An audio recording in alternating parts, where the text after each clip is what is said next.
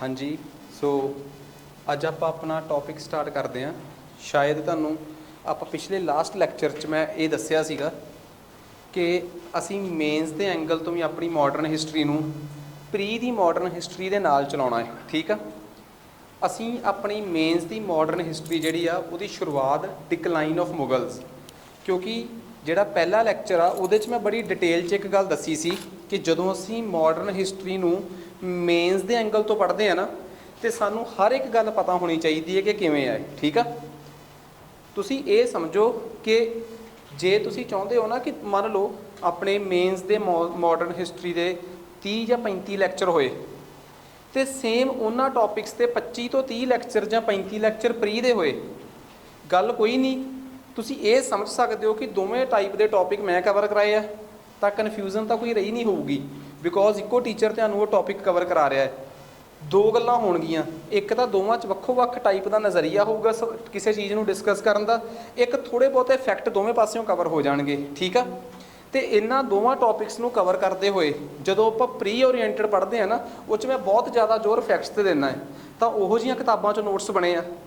ਜਦੋਂ ਮੈਂ ਮੇਨਸ ਦੇ ਐਂਗਲ ਤੋਂ ਪੜ੍ਹਾ ਰਿਹਾ ਤਾਂ ਮੈਂ ਤੁਹਾਨੂੰ ਦੱਸ ਹੀ ਚੁੱਕਿਆ ਕਿ ਸਪੈਕਟਰਮ ਦੀ ਕਿਤਾਬ ਨੂੰ ਆਧਾਰ ਮੰਨ ਕੇ ਨੋਟਸ ਬਣਾਏ ਗਏ ਆ। ਇਸ ਤੋਂ ਬਾਅਦ ਜੇ ਤੁਸੀਂ ਇੱਕ ਵਾਰੀ ਸਿਲੇਬਸ ਖਤਮ ਹੋਣ ਤੋਂ ਬਾਅਦ ਓਲਡ NCERT ਪੜ੍ਹਨੀ ਹੋਊਗੀ ਤਾਂ ਪੜ੍ਹ ਲਿਓ, ਵੈਸੇ ਕੋਈ ਮਤਲਬ ਰਹਿ ਨਹੀਂ ਜਾਂਦਾ, ਵੇਸਟੇਜ ਆਫ ਟਾਈਮ ਆ। ਇੱਕ ਵਾਰੀ ਜ਼ਰੂਰ ਨੋਵਲ ਸਮਝ ਕੇ ਹੀ ਪੜ੍ਹ ਲਿਓ ਮਾਡਰਨ, ਅਤੇ ਆਲਮੋਸਟ ਤੁਹਾਨੂੰ ਸਾਰਾ ਕੰਟੈਂਟ ਇਹਦੇ 'ਚ ਹੀ ਮਿਲ ਜਾਣਾ ਹੈ। ਠੀਕ ਆ, ਅਸੀਂ ਇਹ ਪੜ੍ਹਿਆ ਸੀ ਕਿ ਭਾਰਤ 'ਚ ਮੁਗਲ ਵੰਸ਼ ਜਿਹੜਾ ਸੀਗਾ ਉਹ 1526 ਤੋਂ ਸ਼ੁਰੂ ਹੁੰਦਾ ਹੈ। ਠੀਕ ਆ, ਬਾਬਰ ਦੇ ਵੇਲੇ ਤੋਂ, ਅਤੇ 1707 ਤੋਂ ਬਾਅਦ ਔਰੰਗਜ਼ੇਬ ਦੀ ਮੌਤ ਹੋ ਜਾਂਦੀ ਆ ਅਤੇ ਮੁਗਲ ਵੰਸ਼, ਮੁਗਲ ਅੰਪਾਇਰ ਕਮਜ਼ੋਰ ਪੈਣਾ ਸ਼ੁਰੂ ਹੋ ਜਾਂਦਾ ਹੈ। ਮੁਗਲ ਸਮਰਾਜ ਜਦੋਂ 1707 ਤੋਂ ਬਾਅਦ ਕਮਜ਼ੋਰ ਪੈਣਾ ਸ਼ੁਰੂ ਹੁੰਦਾ ਹੈ ਤਾਂ ਬਹਾਦਰ ਸ਼ਾਹ ਪਹਿਲਾ ਰਾਜਾ ਸੀ ਜਿਹੜਾ ਕਮਜ਼ੋਰ ਮੁਗਲਸ ਦੇ ਵਿੱਚੋਂ ਗਿਣਿਆ ਜਾਂਦਾ ਹੈ, ਅਤੇ ਵੀਕ ਮੁਗਲਸ ਦਾ ਦੂਸਰਾ ਰਾਜਾ ਜਿਹੜਾ ਸੀਗਾ ਜਹੰਦਰ ਸ਼ਾਹ ਸੀ, ਫਾਰੂਕ ਸਿਆਰ ਸੀ, ਫਿਰ ਰਫੀ ਉਲ ਦੌਲਾ, ਰਫੀ ਉਲ ਦਸਰਤ, ਦੋ ਨਾਮ ਆਉਂਦੇ ਆ ਅਨਇੰਪੋਰਟੈਂਟ ਜੇ 6-6 ਮਹੀਨੇ ਲਈ, ਜਿਹੜੇ ਕਿ ਅਫੀਮ ਦੇ ਸ਼ੌਕੀਨ ਹੁੰਦੇ ਆ ਅਤੇ ਮਰ ਜਾਂਦੇ ਆ। ਫਿਰ ਇੱਕ ਬੜਾ ਖਤਰਨਾਕ ਰਾਜਾ ਆਉਂਦਾ ਹੈ ਮੁਹੰਮਦ ਸ਼ਾਹ ਰੰਗੀਲਾ। ਠੀਕ ਆ, ਮੁਹੰਮਦ ਸ਼ਾਹ ਰੰਗੀਲਾ 1719 ਦੇ ਅਰਾਊਂਡ, 1719 ਦੇ ਅਰਾਊਂਡ ਇੱਕ ਰਾਜਾ ਬਣਦਾ ਹੈ ਮੁਗਲ ਐਂਪਰਰ, ਅਤੇ ਤਕਰੀਬਨ 1748 ਤੱਕ ਉਹ ਰਾਜ ਕਰਦਾ ਹੈ। ਉਹਦੇ ਸਮੇਂ ਭਾਰਤ 'ਚ ਇੱਕ ਬਹੁਤ ਡਿਫਰੈਂਟ ਜਿਹਾ ਕਨਸੈਪਟ ਹੁੰਦਾ ਹੈ, ਭਾਰਤ ਦੇ ਫੋਰਨ ਅਟੈਕ, ਭਾਰਤ ਦੇ ਵਿਦੇਸ਼ੀ ਹਮਲੇ। ਉਹਨਾਂ ਵਿਦੇਸ਼ੀ ਹਮਲਿਆਂ 'ਚੋਂ ਇੱਕ ਸਟੋਰੀ ਆ ਨਾਦਰ ਸ਼ਾਹ ਦੇ ਹਮਲਿਆਂ ਦੀ। ਨਾਦਰ ਸ਼ਾਹ ਦਾ ਬੈਕਗਰਾਊਂਡ ਸਾਡੇ ਸਿਲੇਬਸ ਦਾ ਪਾਰਟ ਨਹੀਂ ਹੈਗਾ ਕਿ ਉਹ ਕਿੱਥੋਂ ਆਇਆ, ਕਿਵੇਂ ਦਾ ਲੀਡਰ ਸੀ, ਕੀ ਹਿਸਾਬ ਕਿਤਾਬ ਸੀ। ਅਹਿਮਦ ਸ਼ਾਹ ਅਬਦਾਲੀ ਦਾ ਬੈਕਗਰਾਊਂਡ ਆਪਣੇ ਸਿਲੇਬਸ ਨਹੀਂ ਹੈਗਾ, ਬਸ ਹਾਂ ਅਹਿਮਦ ਸ਼ਾਹ ਆਇਆ, ਇਹਦੇ ਵੇਲੇ ਇੰਡੀਆ 'ਤੇ ਹਮਲੇ ਕਰੂਗਾ ਅਤੇ ਅੱਗੇ ਵੱਧ ਜੂਗਾ, ਬਸ। ਅੱਜ ਅਸੀਂ ਮੁਹੰਮਦ ਸ਼ਾਹ ਰੰਗੀਲਾ ਨੂੰ ਸਾਰਾ ਕਵਰ ਕਰ ਲਿਆ ਸੀਗਾ।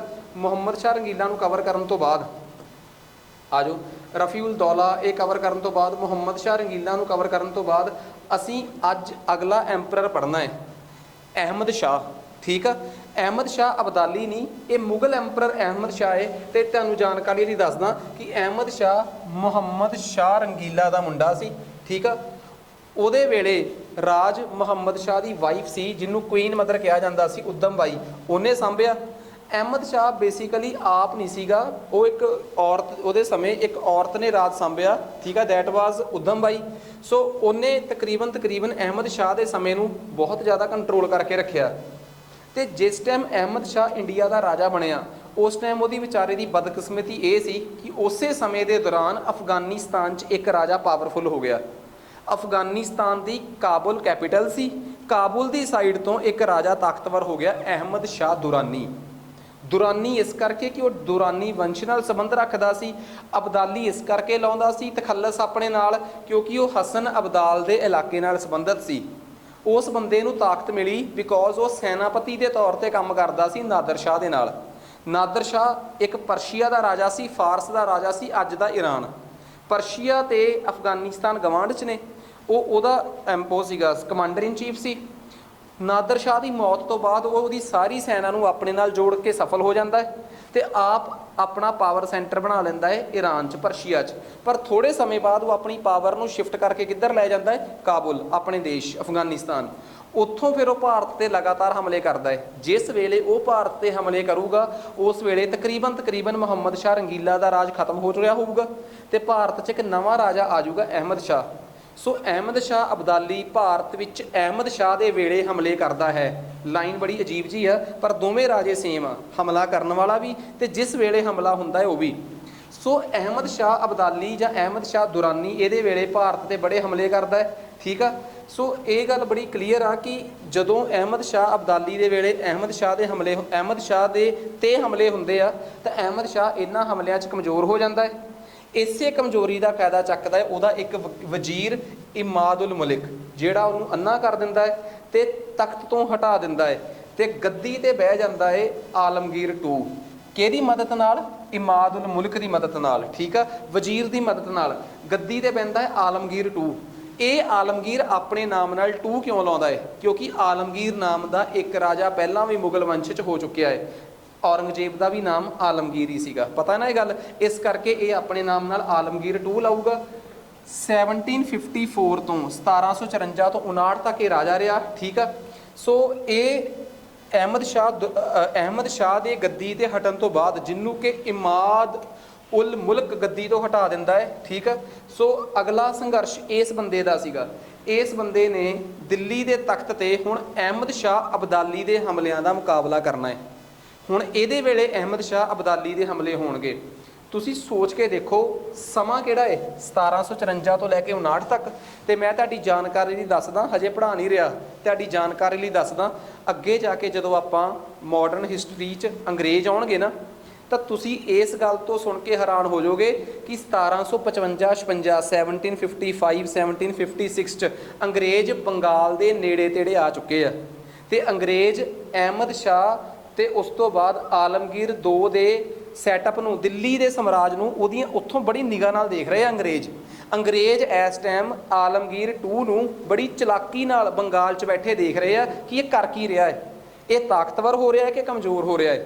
ਇਸੇ ਸਮੇਂ ਦੌਰਾਨ ਜਦੋਂ ਆ ਸਾਰਾ ਘਟਨਾਕ੍ਰਮ ਵਾਪਰ ਰਿਹਾ ਹੈ ਤਾਂ ਤੁਸੀਂ ਸੋਚ ਕੇ ਦੇਖੋ ਆਲਮਗੀਰ ਕਿੰਨਾ ਕੁ ਚਿਰ ਅਹਿਮਦ ਸ਼ਾਹ ਅਬਦਾਲੀ ਦੇ ਹਮਲਿਆਂ ਨੂੰ ਸਹਿ ਸਕੂਗਾ। Is it possible?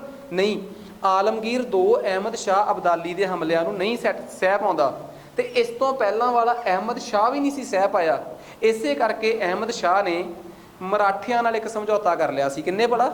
Ahmad Shah ਨੇ, ਜਿਹੜਾ ਇਸ ਤੋਂ ਪਹਿਲਾਂ ਰਾਜਾ ਸੀ, ਉਹਨੇ ਮਰਾਠਿਆਂ ਨਾਲ ਇੱਕ ਸਮਝੌਤਾ ਕਰ ਲਿਆ ਸੀ ਕਿ ਜੇ ਸਾਡੇ ਤੇ ਅਹਿਮਦ ਸ਼ਾਹ ਅਬਦਾਲੀ ਹਮਲੇ ਕਰੂਗਾ, ਪਲੀਜ਼ ਤੂੰ ਸਾਨੂੰ ਬਚਾਉਣ ਆ ਜੀ, ਉਹਦੇ ਬਦਲੇ ਅਸੀਂ ਤੈਨੂੰ ਕੁਛ ਦੇਵਾਂਗੇ। ਕਹਿੰਦਾ ਕੀ ਦੇਂਗਾ? ਕਹਿੰਦਾ ਆਗਰੇ ਤੇ ਬੁੰਦੇਲਖੰਡ ਯੂਪੀ ਦੇ ਇਲਾਕੇ ਦਾ ਜਿਹੜਾ ਟੈਕਸ ਨਾ, ਉਹ ਤੁਸੀਂ ਇਕੱਠਾ ਕਰ ਲਿਆ ਕਰੋ। ਤੇ ਮਰਾਠੇ ਜਦੋਂ ਕਿਸੇ ਦੂਜੇ ਦੇ ਇਲਾਕੇ 'ਚੋਂ ਟੈਕਸ ਇਕੱਠਾ ਕਰਦੇ ਸੀ ਨਾ, ਉਹਨੂੰ ਉਹ ਚੌਥ ਤੇ ਸਰਦੇਸ਼ਮੁਖੀ ਕਹਿੰਦੇ ਸੀ। ਪਿਛਲੇ ਲੈਕਚਰ 'ਚ ਮੈਂ ਚੌਥ ਤੇ ਸਰਦੇਸ਼ਮੁਖੀ ਨੂੰ ਬਹੁਤ ਐਲੈਬੋਰੇਟ ਕੀਤਾ ਹੈ ਤੇ ਅਗਲੇ ਲੈਕਚਰ 'ਚ ਹੋਰ ਐਲੈਬੋਰੇਟ ਕਰਨਾ ਹੈ ਕਿ ਇਹ ਕਿਹੜੇ ਟੈਕਸ ਹੁੰਦੇ ਆ ਜਿਹੜੇ ਮਰਾਠੇ ਦੂਜਿਆਂ ਦੇ ਇਲਾਕਿਆਂ 'ਚੋਂ ਇਕੱਠੇ ਕਰ ਲੈਂਦੇ ਆ। ਇਸ ਸਮਝੌਤੇ ਦੇ ਤਹਿਤ ਮਰਾਠੇ ਅਹਿਮਦ ਸ਼ਾਹ ਤੇ ਆਲਮਗੀਰ ਨੂੰ, ਪਹਿਲਾਂ ਅਹਿਮਦ ਸ਼ਾਹ ਨੂੰ ਤੇ ਫਿਰ ਆਲਮਗੀਰ ਨੂੰ ਵਿਸ਼ਵਾਸ 'ਚ ਲੈਂਦੇ ਆ ਕਿ ਤੇਰੇ ਤੇ ਕਦੇ ਵੀ ਕੋਈ ਵਿਦੇਸ਼ੀ ਹਮਲਾ ਹੋਇਆ ਤਾਂ ਅਸੀਂ ਖੜੇ ਹਾਂ, ਠੀਕ ਆ। ਸੋ ਇਹ ਆਲਮਗੀਰ ਦੇ ਸਮੇਂ ਦੀ ਟਾਈਮ ਲਾਈਨ ਆ। ਇਸ ਤੋਂ ਬਾਅਦ ਗੱਦੀ ਤੇ ਬਹਿੰਦਾ 1 ਸਾਲ ਵਾਸਤੇ ਸ਼ਾਹਜਹਾਨ II, ਠੀਕ ਆ। ਸੋ ਇਹਦਾ ਵਜ਼ੀਰ ਜਿਹੜਾ ਸੀਗਾ, ਜਿਹਨੇ ਇਹਨੂੰ ਬਣਾਇਆ ਸੀ, ਉਹੀ ਇਹਦਾ ਕਤਲ ਕਰਵਾ ਦਿੰਦਾ ਹੈ ਕਿਉਂਕਿ ਉਹਨੂੰ ਲੱਗਦਾ ਹੈ ਕਿ ਆਲਮਗੀਰ II ਮੇਰੇ ਇਸ਼ਾਰਿਆਂ ਤੇ ਨਹੀਂ ਨੱਚ ਰਿਹਾ। ਉਹਦਾ ਕਤਲ ਹੋਣ ਤੋਂ ਬਾਅਦ ਗੱਦੀ ਤੇ ਬਹਿੰਦਾ ਹੈ ਸ਼ਾਹਜਹਾਨ III। ਇਹਦਾ ਨਾਮ ਸ਼ਾਹਜਹਾਨ III ਕਿਉਂ ਆ ਬਈ? ਸ਼ਾਹਜਹਾਨ ਨਾਮ ਦਾ ਇੱਕ ਰਾਜਾ ਪਹਿਲਾਂ ਆਇਆ, ਫਿਰ ਰਫੀਉਲ ਦੌਲਾ, ਉਹ ਵੀ ਆਪਣੇ ਆਪ ਨੂੰ ਸ਼ਾਹਜਹਾਨ II ਕਹਿੰਦਾ ਸੀਗਾ, ਫਿਰ ਇਹ ਵੀ ਸ਼ਾਹਜਹਾਨ ਕਹਿੰਦਾ ਸੀ। ਤਾਂ ਇਸ ਕਰਕੇ ਕਾਇਦੇ ਦੇ ਮੁਤਾਬਕ ਇਹ ਕੌਣ ਸੀ? ਸ਼ਾਹਜਹਾਨ III, ਠੀਕ ਆ। ਆ ਜਾਓ ਵੀ, ਆ ਗੱਲ ਸਮਝ ਆ ਗਈ ਨਾ। ਉਹ ਗੱਦੀ ਤੇ ਬੈਠਾ ਤੇ ਉਹਦੇ ਵੇਲੇ ਭਾਰਤ ਦੇ ਵਿੱਚ ਕੰਟਰੋਲ ਉਹਦਾ ਨਹੀਂ ਸੀ ਰਹਿ ਗਿਆ। ਹੁਣ ਦਿੱਲੀ ਦੇ ਦਰਬਾਰ ਨੂੰ, ਦਿੱਲੀ ਦੇ ਤਖਤ ਦਾ ਕੰਟਰੋਲ ਮਰਾਠਿਆਂ ਦੇ ਹੱਥ 'ਚ ਸੀਗਾ। ਮਰਾਠਿਆਂ ਨੇ ਅਜਿਹੀ ਸੰਧੀ ਕਰਕੇ ਉਹਨਾਂ ਦਾ ਕੰਟਰੋਲ ਆਪਣੇ ਹੱਥ 'ਚ ਲੈ ਲਿਆ ਸੀ। 1 ਅੱਧਾ ਸਾਲ ਰਾਜਾ ਰਿਹਾ ਤੇ ਇਹਦੀ ਜਗ੍ਹਾ ਤੇ ਆ ਗਿਆ ਸ਼ਾਹ ਆਲਮ II, ਠੀਕ ਆ, ਜਿਹਦਾ ਬਚਪਨ 'ਚ ਨਾਮ ਸੀ ਅਲੀ ਗੌਹਰ। ਇਹ ਆਪਣੇ ਨਾਮ ਨਾਲ ਸ਼ਾਹਜਹਾਨ II ਕਿਉਂ ਲਾਉਂਦਾ ਸੀਗਾ? ਸੌਰੀ, ਸ਼ਾਹ ਆਲਮ II ਕਿਉਂ ਲਾਉਂਦਾ ਸੀ? ਇੱਕ ਰਫੀ ਉਲ ਦੁਜ਼ਰਤ ਨਾਮ ਦਾ ਰਾਜਾ 6 ਮਹੀਨੇ ਲਈ ਆਇਆ, ਇੱਕ ਰਫੀ ਉਲ ਦੌਲਾ, ਇੱਕ ਰਫੀ ਉਲ ਦੁਜ਼ਰਤ। ਉਹਨਾਂ 'ਚੋਂ ਇੱਕ ਤਾਂ ਆਪਣੇ ਆਪ ਨੂੰ ਸ਼ਾਹਜਹਾਨ ਕਹਿੰਦਾ ਸੀ, ਇਸ ਕਰਕੇ ਉਹ ਸ਼ਾਹਜਹਾਨ II ਹੋ ਗਿਆ। ਇੱਕ ਆਪਣੇ ਆਪ ਨੂੰ ਉਹਨਾਂ 'ਚ ਸ਼ਾਹ ਆਲਮ ਕਹਿੰਦਾ ਸੀ। ਉਹ ਸ਼ਾਹ, ਉਹਨਾਂ 'ਚ ਜਿਹੜਾ ਆਪਣੇ ਆਪ ਨੂੰ ਸ਼ਾਹ ਆਲਮ ਕਹਿੰਦਾ ਸੀ, ਉਹ ਸ਼ਾਹ ਆਲਮ I। ਇਸ ਕਰਕੇ ਆਹ ਵਾਲਾ ਰਾਜਾ ਕੀ ਹੋ ਗਿਆ? ਸ਼ਾਹ ਆਲਮ II। ਇਹ ਬੰਦਾ 1760 ਤੋਂ ਲੈ ਕੇ ਸਿੱਧਾ 1806 ਤੱਕ ਭਾਰਤ ਦਾ ਰਾਜਾ ਰਿਹਾ। 1760 ਤੋਂ 1806, ਕੈਨ ਯੂ ਇਮੈਜਿਨ? 45-46 ਸਾਲ ਇਹ ਬੰਦਾ ਦਿੱਲੀ ਦੇ ਤਖਤ ਤੇ ਰਿਹਾ। ਤੇ ਇਹ ਉਹ ਸ਼ਖਸ ਆ, ਦਿੱਲੀ ਦਾ ਉਹ ਰਾਜਾ ਸ਼ਾਹ ਆਲਮ, ਜਿਨੇ ਦਿੱਲੀ ਮੁਗਲਾਂ ਦੇ ਹੱਥੋਂ ਖੁੱਸਦੀ ਹੋਈ ਦੇਖੀ ਹੈ ਨਾ ਜਿਹੜੇ ਰਾਜੇ ਨੇ, ਉਹ ਸ਼ਾਹ ਆਲਮ ਆ। ਕਹਿੰਦੇ ਸ਼ਾਹ ਆਲਮ ਦਾ ਹੀ ਕਾਲ, ਸ਼ਾਹ ਆਲਮ ਦਾ ਹੀ ਟਾਈਮ ਪੀਰੀਅਡ ਉਹ ਟਾਈਮ ਪੀਰੀਅਡ ਸੀ ਜਦੋਂ ਦਿੱਲੀ ਮੁਗਲਾਂ ਦੀ ਹੁੰਦੀ ਹੁੰਦੀ ਮੁਗਲਾਂ ਦੇ ਹੱਥੋਂ ਖਿਸਕ ਗਈ। ਇਹਦਾ ਵਰਣਨ ਕਰੋ ਤਾਂ ਤੁਸੀਂ ਸ਼ਾਹ ਆਲਮ ਦੇ ਵੇਲੇ ਦੀ ਉਹ ਸਾਰੀ ਸਟੋਰੀ ਦੱਸੋਗੇ ਕਿ ਸ਼ਾਹ ਆਲਮ ਦੇ ਵੇਲੇ ਦਿੱਲੀ ਕਿਵੇਂ ਮੁਗਲਾਂ ਦੇ ਹੱਥੋਂ ਅੰਗਰੇਜ਼ਾਂ ਹੱਥ ਪਹੁੰਚ ਗਈ। ਇਟ ਮੀਨਸ ਕੱਲਾ ਅੱਜ ਦਾ ਲੈਕਚਰ ਉਹਦੇ ਵਾਸਤੇ ਸਫੀਸ਼ੀਐਂਟ ਨਹੀਂਗਾ। ਅੱਜ ਦਾ ਲੈਕਚਰ ਤਾਂ ਬਸ ਇੰਨਾ ਕੀ ਆ ਕਿ ਮੁਗਲਾਂ ਹੱਥੋਂ ਖਿਸਕ ਗਈ, ਅੰਗਰੇਜ਼ ਕਿਵੇਂ ਖਿਸਕਾ ਕੇ ਲੈ ਗਏ, ਇਹਦੇ ਲਈ ਅਗਲਾ ਲੈਕਚਰ। ਕਈ ਲੈਕਚਰਾਂ 'ਚੋਂ ਮਿਲ ਕੇ ਕਈ ਵਾਰੀ ਕੋਈ ਕੁਐਸਚਨ ਤਿਆਰ ਹੁੰਦਾ ਹੈ, ਇਹ ਐਵੇਂ ਡਾਇਮੈਂਸ਼ਨ ਬਣਦੇ ਇਹਦੇ ਸਵਾਲਾਂ ਦੇ। ਆ ਜਾਓ ਅੱਗੇ ਹੁਣ। ਸ਼ਾਹ ਆਲਮ ਜਿਹੜਾ ਸੀਗਾ ਉਹਦੇ ਵੇਲੇ ਅਹਿਮਦ ਸ਼ਾਹ ਅਬਦਾਲੀ ਦੀਆਂ ਜਿਹੜੀਆਂ ਫੌਜਾਂ ਸੀਗੀਆਂ ਉਹਨਾਂ ਨੇ ਦਿੱਲੀ ਤੇ ਹਮਲਾ ਕਰਤਾ। ਕਿੱਥੇ ਹਮਲਾ ਕਰਤਾ? ਦਿੱਲੀ ਤੇ। ਤਾਂ ਕਹਿੰਦੇ ਆ ਜੀ ਉਹ ਪਾਣੀਪਤ ਦੀ ਤੀਜੀ ਲੜਾਈ ਸਾਬਤ ਹੋਈ ਆ। ਕਿਹੜੀ ਲੜਾਈ ਸਾਬਤ ਹੋਈ ਆ ਜੀ? ਪਾਣੀਪਤ ਦੀ ਤੀਸਰੀ ਲੜਾਈ ਸਾਬਤ ਹੋਊਗੀ। ਅਹਿਮਦ ਸ਼ਾਹ ਅਬਦਾਲੀ ਦੀਆਂ ਫੌਜਾਂ ਨੇ ਕਿਹਦੇ ਤੇ ਹਮਲਾ ਕਰਤਾ? ਦਿੱਲੀ ਦੇ ਸ਼ਾਹ ਆਲਮ ਤੇ। ਤੇ ਕਾਇਦੇ ਦੇ ਮੁਤਾਬਕ ਬਚਾਉਣ ਕੌਣ ਆਊਗਾ? ਮਰਾਠੇ। ਉਸ ਟਾਈਮ ਮਰਾਠਿਆਂ ਵੱਲੋਂ ਕੌਣ ਸੀ? ਮਰਾਠਿਆਂ ਵੱਲੋਂ ਸੀਗੇ ਉਸ ਟਾਈਮ ਮਰਾਠਿਆਂ ਦਾ ਕੌਣ ਸੀ? ਮਰਾਠਿਆਂ ਦਾ ਰਾਜਾ ਕਾਮਯਾਬ ਨਹੀਂ ਸੀ ਉਹਨਾਂ ਵੇਲਿਆਂ 'ਚ। ਅਗਲਾ ਲੈਕਚਰ ਆਪਣਾ, ਅੱਜ ਦਾ ਲੈਕਚਰ ਤੇ ਆਪਣਾ ਮੁਗਲਸ ਤੇ ਆ ਨਾ, ਅਗਲਾ ਲੈਕਚਰ ਇਹ ਆ ਕਿ ਜਦੋਂ ਮੁਗਲ ਕਮਜ਼ੋਰ ਪਏ ਸੀ ਉਦੋਂ ਕਿਹੜੀਆਂ ਕਿਹੜੀਆਂ ਤਾਕਤਾਂ ਉੱਭਰ ਕੇ ਬਾਹਰ ਆਈਆਂ। ਤਾਂ ਅਗਲਾ ਲੈਕਚਰ ਆਪਣਾ ਮਰਾਠੇ, ਹੈਦਰਾਬਾਦ, ਉਹਨਾਂ ਸਾਰੀਆਂ ਸਟੇਟਾਂ ਨੂੰ ਲੈ ਕੇ ਆ। ਤੇ ਬਿਲਕੁਲ ਟੈਨਸ਼ਨ ਨਾ ਲਿਓ, ਜਿਵੇਂ ਆਪਾਂ ਪ੍ਰੀ 'ਚ ਪੜ੍ਹਿਆ ਸੀ ਨਾ, ਪ੍ਰੀ ਨਾਲੋਂ ਥੋੜ੍ਹਾ ਜਿਹਾ ਅੱਡ ਕੰਸੈਪਟ ਇਹਦੇ 'ਚ ਪੜਾਂਗੇ। ਮੀਨਸ ਤੁਹਾਨੂੰ ਐਵੇਂ ਵੀ ਲੱਗੂਗਾ ਕਿ ਹਾਂ ਯਾਰ ਪੜ੍ਹਾਈ ਸਿਰਫ ਇਕੱਲੀ ਉਹ ਨਹੀਂ ਸੀ, ਉਹ ਵੀ ਚਾਹੀਦਾ ਸੀ ਤੇ ਇਹ ਵੀ ਚਾਹੀਦਾ ਹੈ। ਇਸ ਕਰਕੇ ਜਦੋਂ ਤੁਹਾਡੇ PCS ਮੇਨਸ ਦੇ ਕੋਰਸ ਦੇ ਵਿੱਚ ਇਹ ਵੀਡੀਓ ਅਪਲੋਡ ਹੋਊਗੀ, ਇਹ ਡਿਕਲਾਈਨ ਆਫ ਮੁਗਲਸ ਦੇ ਫੋਲਡਰ 'ਚ ਪੈਣਗੀਆਂ। ਅਗਲਾ ਫੋਲਡਰ ਜਦੋਂ ਪਊਗਾ ਨਾ ਤੁਹਾਡੇ ਕੋਰਸ ਦੇ ਵਿੱਚ, ਉਹਦਾ ਨਾਮ ਹੋਊਗਾ ਐਡਵੈਂਟ ਆਫ ਯੂਰੋਪੀਅਨਸ। ਤੁਸੀਂ ਸਿੱਧਾ ਮੇਨਸ ਵਾਲੇ ਫੋਲਡਰ 'ਚ ਨਹੀਂ ਜਾਣਾ, ਪਹਿਲਾਂ ਪ੍ਰੀ ਵਾਲੇ ਫੋਲਡਰ 'ਚ ਚੈੱਕ ਕਰ ਲਿਓ ਕਿ ਕੋਈ ਵੀਡੀਓਜ਼ ਪਈਆਂ ਹੋਈਆਂ, ਫਿਰ ਆਪਾਂ ਮੇਨਸ ਦਾ ਫੋਲਡਰ ਲਾਉਣਾ ਹੈ ਤਾਂ ਜੋ। ਤੇ ਇੱਕ ਗੱਲ ਹੋਰ, ਬਾਇਲਿੰਗੁਅਲ ਤਿਆਰੀ ਕਰਨ ਵਾਲੇ, ਪੰਜਾਬੀ ਮੀਡੀਅਮਸ ਤਿਆਰੀ ਕਰਨ ਵਾਲੇ ਸਿਰਫ ਆਪਣੇ ਨੋਟਸ ਜਿਹੜੇ ਕਿ ਕੱਲ੍ਹ ਜਾਂ ਪਰਸੋਂ ਤੱਕ ਤੁਹਾਡੇ ਤੱਕ ਪਹੁੰਚਾ ਦਿੱਤੇ ਜਾਣਗੇ, ਮੀਨਸ ਕਿ ਪਰਸੋਂ ਭੇਜ ਦਿੱਤੇ ਜਾਣਗੇ ਤੇ ਆਰਾਮ ਨਾਲ 1-2 ਦਿਨਾਂ 'ਚ ਪਹੁੰਚ ਜਾਣਗੇ। ਤੇ ਜਿਹੜੇ ਤਿਆਰੀ ਇੰਗਲਿਸ਼ ਮੀਡੀਅਮ 'ਚ ਕਰਦੇ ਆ ਉਹਨਾਂ ਕੋਲ ਸਿਰਫ 2 ਆਪਸ਼ਨਸ ਨੇ, ਜਾਂ ਤਾਂ ਉਹ ਆਪਣੇ ਨੋਟਸ ਤੇ ਰਿਲਾਈ ਕਰ ਲੈਣ ਜਾਂ ਸਪੈਕਟਰਮ ਤੇ। ਇੱਕ ਗੱਲ ਯਾਦ ਰੱਖਿਓ, 4-5 ਕਿਤਾਬਾਂ 'ਚੋਂ ਨੋਟਸ ਨਹੀਂ ਬਣਾਉਣੇ, ਇੱਕੋ ਪੜ੍ਹਨੀ ਆ ਤੇ ਚੰਗੀ ਤਰ੍ਹਾਂ ਪੜ੍ਹਨੀ ਆ, ਠੀਕ ਆ। ਚਾਹੇ ਆਪਣੇ ਨੋਟਸ ਪੜ੍ਹ ਲਓ ਫਿਰ ਸਪੈਕਟਰਮ ਤੇ ਨਾ ਜਾਇਓ, ਪਰ ਜੇ ਸਪੈਕਟਰਮ ਪੜ੍ਹਨੀ ਆ ਫਿਰ ਆਪਣੇ ਨੋਟਸ ਵੱਲ ਨਾ ਆਇਓ।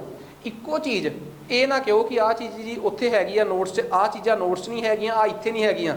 ਬੱਚੇ ਨਹੀਂ ਬਣਨਾ। ਹਰ ਇੱਕ ਚੀਜ਼, ਕੋਈ ਵੀ ਚੀਜ਼ ਆਪਣੇ ਆਪ 'ਚ ਪੂਰੀ ਨਹੀਂ ਹੋ ਸਕਦੀ। ਤੇ 1-2 ਫੈਕਟ ਵਾਧੂ ਘਾਟੂ ਲਿਖਣ ਵਾਸਤੇ ਇਹ ਨਹੀਂ ਕਿ ਮੂੰਹ ਚੱਕ ਕੇ ਸਾਰੀ ਕਿਤਾਬ ਦੁਬਾਰਾ ਪੜ੍ਹ ਦਿਓ, ਨਾ ਉਸ ਕਿਤਾਬ 'ਚੋਂ ਕੁਛ ਚੱਜ ਦਾ ਸਮਝ ਆਉਣਾ ਤੇ ਨਾ ਉਹਦੇ 'ਚੋਂ। ਇੱਕੋ ਨੂੰ ਪੜ੍ਹੋ, ਕੋਈ ਵੀ ਚੀਜ਼ ਤੁਹਾਡੇ ਫੈਕਟ ਪੂਰੇ ਨਹੀਂ ਕਰ ਸਕਦੀ। ਇਸ ਕਰਕੇ ਕਿਤੇ ਫੈਕਟਾਂ ਦੇ ਮਗਰ ਭੱਜ ਕੇ ਆਪਣੀ ਪੜ੍ਹਾਈ ਦਾ ਨਾਸ ਨਾ ਮਾਰ ਲਿਓ। ਇਹ ਗੱਲ ਸਾਫ਼ ਤੇ ਸਪਸ਼ਟ ਆ ਤੇ ਇਹਨੂੰ ਇੱਕ ਧਮਕੀ ਮੰਨ ਕੇ ਚੱਲਿਓ। ਮੇਨਸ ਦੀ ਤਿਆਰੀ ਦਾ ਆਪਣਾ ਇੱਕ ਤਰੀਕਾ ਹੁੰਦਾ ਹੈ। ਤੇ ਦੂਸਰੀ ਗੱਲ, ਆਪਾਂ ਮੇਨਸ ਦੀ ਕਲਾਸ 'ਚ ਜਦੋਂ ਆਪਣਾ ਚੈਪਟਰ ਖਤਮ ਹੋ ਗਿਆ ਨਾ, ਡਿਕਲਾਈਨ ਪਲੱਸ ਐਡਵੈਂਟ, ਉਸ ਤੋਂ ਬਾਅਦ ਆਪਾਂ ਘੱਟੋ ਘੱਟ 40 ਤੋਂ 45 ਸਿਵਲ ਸਰਵਿਸਿਜ਼ ਦੇ ਲੈਵਲ ਦੇ MCQs ਕਰਨੇ ਆ। ਤਾਂ ਤੁਹਾਨੂੰ ਕੀ ਲੱਗਦਾ ਕਿ ਉਹਨਾਂ MCQs ਦੇ ਵਿੱਚ ਆਪਣੇ ਫੈਕਟ ਨਹੀਂ ਕਵਰ ਹੋਣਗੇ? ਜਿਹੜੇ ਰਹਿ ਗਏ ਉਹ ਸਾਰੇ ਉੱਥੇ ਕਵਰ ਹੋ ਜਾਣਗੇ। ਇਸ ਕਰਕੇ ਫਿਰ ਉਸ ਤੋਂ ਬਾਅਦ ਤੁਸੀਂ ਮੰਨ ਸਕਦੇ ਹੋ ਕਿ ਹਾਂ ਤੁਹਾਡਾ ਪੂਰੇ ਦਾ ਪੂਰਾ ਚੈਪਟਰ ਤਿਆਰ ਆ। ਇਸ ਕਰਕੇ ਡਿਕਲਾਈਨ ਆਫ ਮੁਗਲਸ ਦਾ ਤਾਂ ਇੱਕੋ ਹੀ ਫੋਲਡਰ ਬਣੂਗਾ PCS ਮੇਨਸ ਵਾਲੇ ਕੋਰਸ ਦੇ ਵਿੱਚ, ਮੇਨਸ ਦਾ। ਪਰ ਐਡਵੈਂਟ ਆਫ ਯੂਰੋਪੀਅਨਸ ਤੇ ਉਸ ਤੋਂ ਅਗਲੇ ਜਿੰਨੇ ਵੀ ਟੌਪਿਕ ਨੇ ਉਹਨਾਂ ਸਾਰਿਆਂ ਦੇ 2-2 ਫੋਲਡਰ ਬਣਨਗੇ, ਇੱਕ ਪ੍ਰੀ ਵਾਲਾ ਤੇ ਇੱਕ ਮੇਨਸ ਵਾਲਾ, ਠੀਕ ਆ। ਸੋ ਇਸ ਗੱਲ ਦਾ ਖਾਸ ਧਿਆਨ, ਤੇ ਦੋਵਾਂ ਦੀਆਂ ਵੀਡੀਓਜ਼ ਦੇਖਣੀਆਂ ਜ਼ਰੂਰੀ ਆ, ਪਰ ਪੜ੍ਹਨੀ ਇਕੱਲੀ ਸਪੈਕਟਰਮ ਹੀ ਆ।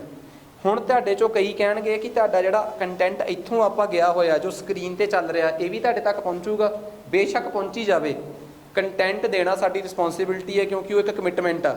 ਉਹਨੂੰ ਪੜ੍ਹਨਾ ਜਾਂ ਨਹੀਂ ਪੜ੍ਹਨਾ ਇਹ ਡਿਪੈਂਡ ਕਰਦਾ ਮੇਰੀ ਗਾਈਡੈਂਸ ਤੇ। ਤੇ ਮੈਂ ਕਿਹਾ ਕਿ ਉਹ ਨਾ ਪੜ੍ਹੋ, ਸਪੈਕਟਰਮ ਹੀ ਚੰਗੀ ਤਰ੍ਹਾਂ 2-2 ਵਾਰ ਪੜ੍ਹੋ, ਉਹੀ ਕੰਮ ਦੀ ਚੀਜ਼ ਆ।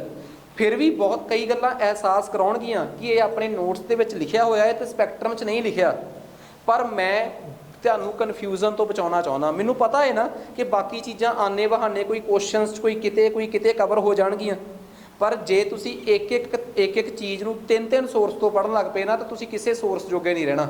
ਸੋ ਇਸ ਗੱਲ ਦਾ ਖਾਸ ਧਿਆਨ ਰੱਖਿਓ। ਦੂਜੀ ਗੱਲ, ਜਦੋਂ ਤੁਸੀਂ ਸਪੈਕਟਰਮ ਪੜ੍ਹ ਰਹੇ ਹੋਵੋਗੇ, ਮੇਰੇ ਇੱਕ ਟੌਪਿਕ ਨੂੰ ਤੁਸੀਂ 2 ਵਾਰ ਸੁਣ ਚੁੱਕੇ ਹੋ, ਇੱਕ ਵਾਰ ਪ੍ਰੀ 'ਚ, ਇੱਕ ਵਾਰ ਮੇਨਸ 'ਚ। ਤੁਹਾਡੇ ਦਿਮਾਗ 'ਚ ਆ ਗਈ ਨਾ ਉਹ ਗੱਲ। ਜੇ ਕੋਈ ਫੈਕਟ ਸਪੈਕਟਰਮ 'ਚ ਲੱਗਿਆ ਕਿ ਘੱਟ ਆ, ਉਹਦੇ 'ਚ ਐਡ ਕਰੋ। ਨਾ ਕਿ ਉਹਦੇ ਵਾਸਤੇ ਦੂਜੀ ਕਿਤਾਬ ਚੱਕ ਲਓ, ਠੀਕ ਆ। ਕਿਸੇ ਪਾਸੇ ਜੋਗੇ ਨਹੀਂ ਰਹਿਣਾ। ਜਦੋਂ ਕੋਈ ਕਹਿ ਦਿੰਦਾ ਕਿ ਫਲਾਣੀ ਕਿਤਾਬ 'ਚ ਆ ਨਹੀਂ ਹੈਗਾ, ਇਹਦੇ 'ਚ ਆ ਨਹੀਂ ਹੈਗਾ, ਉਹਦੇ 'ਚ ਆ ਨਹੀਂ ਹੈਗਾ, ਸਾਰੀਆਂ ਪੜ੍ਹ ਲਓ, ਫਿਰ ਉਹ ਗੱਲ ਹੋ ਜਾਣੀ ਹੈ ਕਿ ਬਹੁਤੇ ਘਰਾਂ ਦਾ ਪ੍ਰਾਹੁਣਾ ਭੁੱਖਾ ਹੀ ਰਹਿ ਜਾਂਦਾ, ਨਾ ਉਹਨੂੰ ਉੱਥੋਂ ਕੁਝ ਮਿਲਦਾ ਨਾ ਉਹਨੂੰ ਉੱਥੋਂ ਕੁਝ ਮਿਲਦਾ, ਕਿਸੇ ਜੋਗੇ ਨਹੀਂ ਰਹੋਗੇ। ਸੋਰਸ ਫੋਲੋ ਕਰਨਾ ਸਿਰਫ ਇੱਕ, ਠੀਕ ਆ। ਲੈਕਚਰਸ ਮੈਂ ਦੱਸਦੇ ਕਿੱਥੋਂ ਲਾਉਣੇ ਆ ਤੇ ਕਿਵੇਂ ਲਾਉਣੇ ਆ। ਬਸ ਆ ਜਾਓ ਜੀ, ਆਪਾਂ ਆਪਣੇ ਪੁਆਇੰਟ ਤੇ ਵਾਪਸ ਆ ਜਾਂਦੇ ਹਾਂ। ਕਹਿੰਦੇ ਉਹਨਾਂ ਸਮਿਆਂ 'ਚ ਮਰਾਠਿਆਂ ਦੀ ਸੈਨਾ ਨੂੰ ਸਿਵਾ ਕੀ ਨਾਂ ਸੀ ਉਹਦਾ, ਸਦਾਸ਼ਿਵ ਬਾਹੂ, ਠੀਕ ਆ। ਇਹ ਮੇਰੇ ਹਿਸਾਬ ਨਾਲ ਜੇ ਮੈਂ ਸਹੀ ਹੋਵਾਂ ਤਾਂ ਇੱਕ ਫਿਲਮ ਆਈ ਸੀ ਸੰਜੇ ਦੱਤ ਦੀ, ਉਹਦੇ 'ਚ ਸੰਜੇ ਦੱਤ ਅਬਦਾਲੀ ਬਣਿਆ ਸੀ ਤੇ ਸਦਾਸ਼ਿਵ ਬਾਹੂ ਬਣਿਆ ਸੀਗਾ, ਕੋਈ ਐਕਟਰ ਸੀਗਾ ਸ਼ਾਇਦ, ਕਾਫੀ ਮਸ਼ਹੂਰ ਐਕਟਰ ਸੀਗਾ, ਉਹ ਸਦਾਸ਼ਿਵ ਬਾਹੂ ਦਾ ਰੋਲ ਕਰਦਾ ਹੈ। ਨਾਲ ਸੀ ਬਾਲਾਜੀ ਬਾਜੀ ਰਾਓ। ਦੋ, ਸਦਾਸ਼ਿਵ ਬਾਹੂ, ਬਾਲਾਜੀ ਬਾਜੀ ਰਾਓ, ਇਹ ਦੋ ਜਾਣੇ ਸੀਗੇ ਜਿਹੜੇ ਮਰਾਠਿਆਂ ਦੀ ਸੈਨਾ ਵੱਲ ਹੁੰਦੇ ਆ। ਤੇ ਇੱਕ ਗੱਲ ਯਾਦ ਰੱਖਿਓ, ਇਸ ਸੈਨਾ ਦੇ ਵਿੱਚ ਜਿਹੜੇ ਮਰਾਠੇ ਆ ਨਾ, ਉਹਨਾਂ ਨੂੰ ਇੰਡੀਆ ਦੀਆਂ ਹੋਰ ਛੋਟੀਆਂ ਮੋਟੀਆਂ ਤਾਕਤਾਂ ਸਾਥ ਨਹੀਂ। ਅੱਜ ਵੀ ਕਈ ਲੋਕ ਨਾ ਬਿਆਨਬਾਜ਼ੀ ਕਰਦੇ ਹੁੰਦੇ ਆ ਕਿ ਉਸ ਟਾਈਮ 1761 'ਚ ਜੇ ਭਾਰਤ ਦੇ ਛੋਟੇ ਮੋਟੇ ਜਿਹੜੇ ਮੁਸਲਮਾਨ ਰਾਜੇ ਸੀ, ਰੋਹੀਲਾ ਖੰਡ ਵਾਲੇ ਜਾਂ ਫਲਾਣੇ ਢਮਕਾਣੇ, ਜੇ ਉਹਨਾਂ ਨੇ ਪਾਣੀਪਤ ਦੇ ਮੈਦਾਨ 'ਚ ਮਰਾਠਿਆਂ ਦਾ ਸਾਥ ਦਿੱਤਾ ਹੁੰਦਾ ਤੇ ਅੱਜ ਫਿਰ ਉਸ ਤੋਂ ਬਾਅਦ ਭਾਰਤ ਦੇ ਵਿੱਚ ਹਿੰਮਤ ਨਹੀਂ ਸੀ ਅੰਗਰੇਜ਼ਾਂ ਦੀ ਆਉਣ ਦੀ, ਠੀਕ ਆ।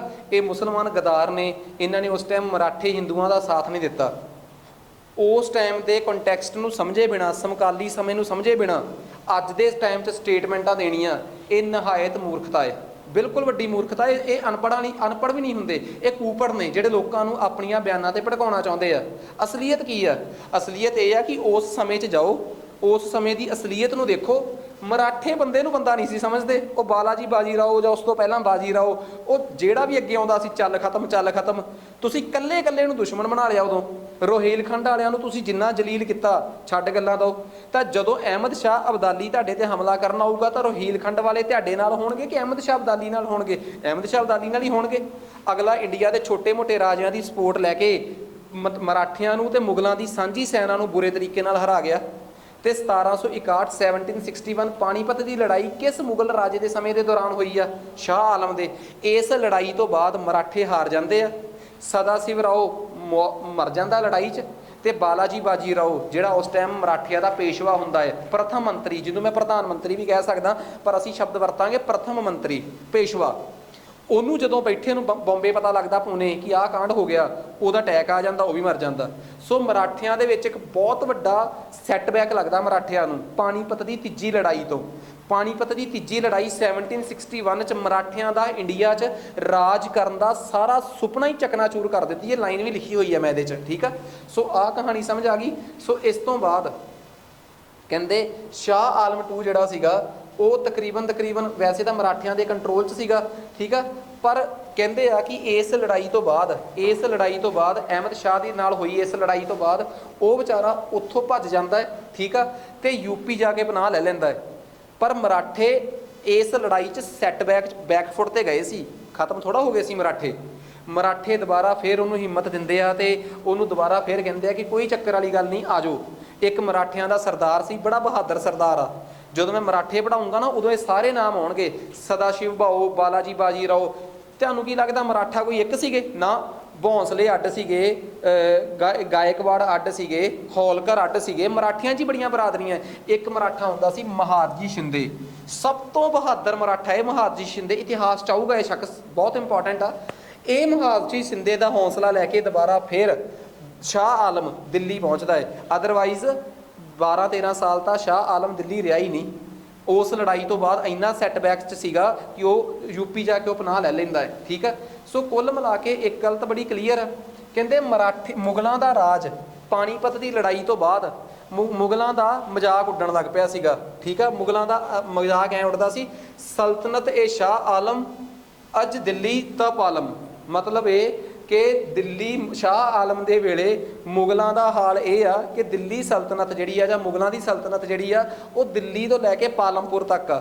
ਤੇ ਪਾਲਮਪੁਰ ਅੱਜ ਦਿੱਲੀ ਦਾ ਇੱਕ ਛੋਟਾ ਜਿਹਾ, ਇੱਕ ਕਹਿ ਲਓ ਕਿ ਉਹ ਆ ਛੋਟਾ ਜਿਹਾ ਇਲਾਕਾ ਹੈ। ਤਾਂ ਦਿੱਲੀ ਤੋਂ ਪਾਲਮਪੁਰ ਤੱਕ ਦਾ ਟੌਂਟ ਮਾਰਨ ਦਾ ਮਤਲਬ ਸਮਝ ਗਏ ਕੀ ਆ? ਕਿ ਦਿੱਲੀ ਮੁਗਲਾਂ ਦਾ ਰਾਜ ਦਿੱਲੀ ਤੋਂ ਦਿੱਲੀ ਤੱਕ ਹੀ ਰਹਿ ਗਿਆ, ਦਿੱਲੀ ਤੋਂ ਬਾਹਰ ਨਹੀਂ ਰਿਹਾ ਹੁਣ। ਸੋ ਇਹ ਉਸ ਟਾਈਮ ਦਿੱਲੀ ਦੇ ਮੁਗਲ ਸ਼ਾਸਨ ਬਾਰੇ ਲੋਕ ਗੱਲਾਂ ਕਰਦੇ ਸੀ ਕਿ ਇੰਨਾ ਕਮਜ਼ੋਰ ਪੈ ਗਿਆ ਸੀਗਾ। ਇਸੇ ਸਮੇਂ ਦੇ ਦੌਰਾਨ ਪਾਣੀਪਤ ਦੀ ਤੀਜੀ ਲੜਾਈ ਹੋਈ ਆ।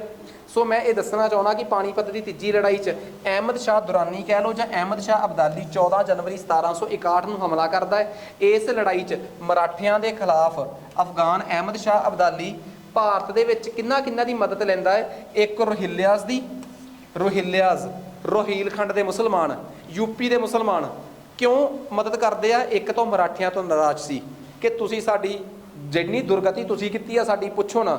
ਤੇ ਰੋਹਿਲਖੰਡ ਦੇ ਜਿਹੜੇ ਰੋਹਿਲਿਆ ਸੀਗੇ ਇਹਨਾਂ ਦਾ ਪਿਛੋਕੜ ਅਫਗਾਨਿਸਤਾਨ ਦਾ ਸੀਗਾ। ਇੱਕ ਉਹ ਫੀਲਿੰਗ ਆ ਜਾਂਦੀ ਹੈ ਆਪਣੀ ਕਿ ਬਈ ਤੁਸੀਂ ਸਾਡੇ ਭਰਾ ਟਾਈਪ, ਠੀਕ ਆ। ਇੱਕ ਅਵਧ ਦਾ ਨਵਾਬ ਜਿਹੜਾ ਸੀਗਾ, ਨਾਮ ਤਾਂ ਸੀਗਾ ਸੁਜਾਊ ਦੌਲਾ। ਕੀ ਨਾਮ ਸੀਗਾ? ਸੁਜਾਊ ਦੌਲਾ। ਬਈ ਆਪਾਂ ਨਾਮ ਤੋਂ ਕੀ ਲੈਣਾ?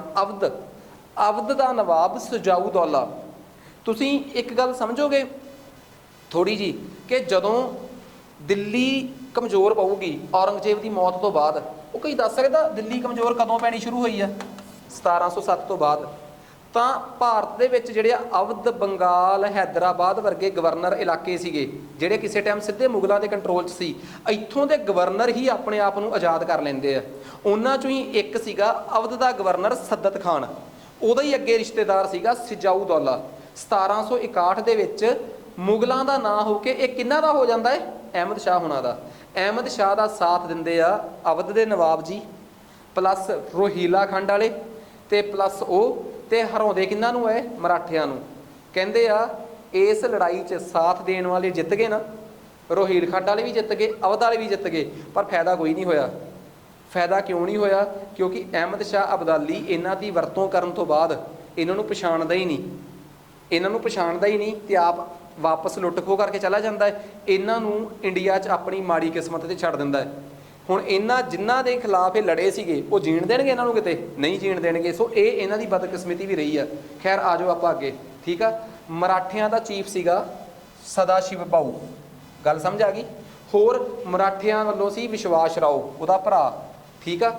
ਤੇ ਬਾਲਾਜੀ ਬਾਜੀ ਰਾਓ ਦਾ ਮੁੰਡਾ।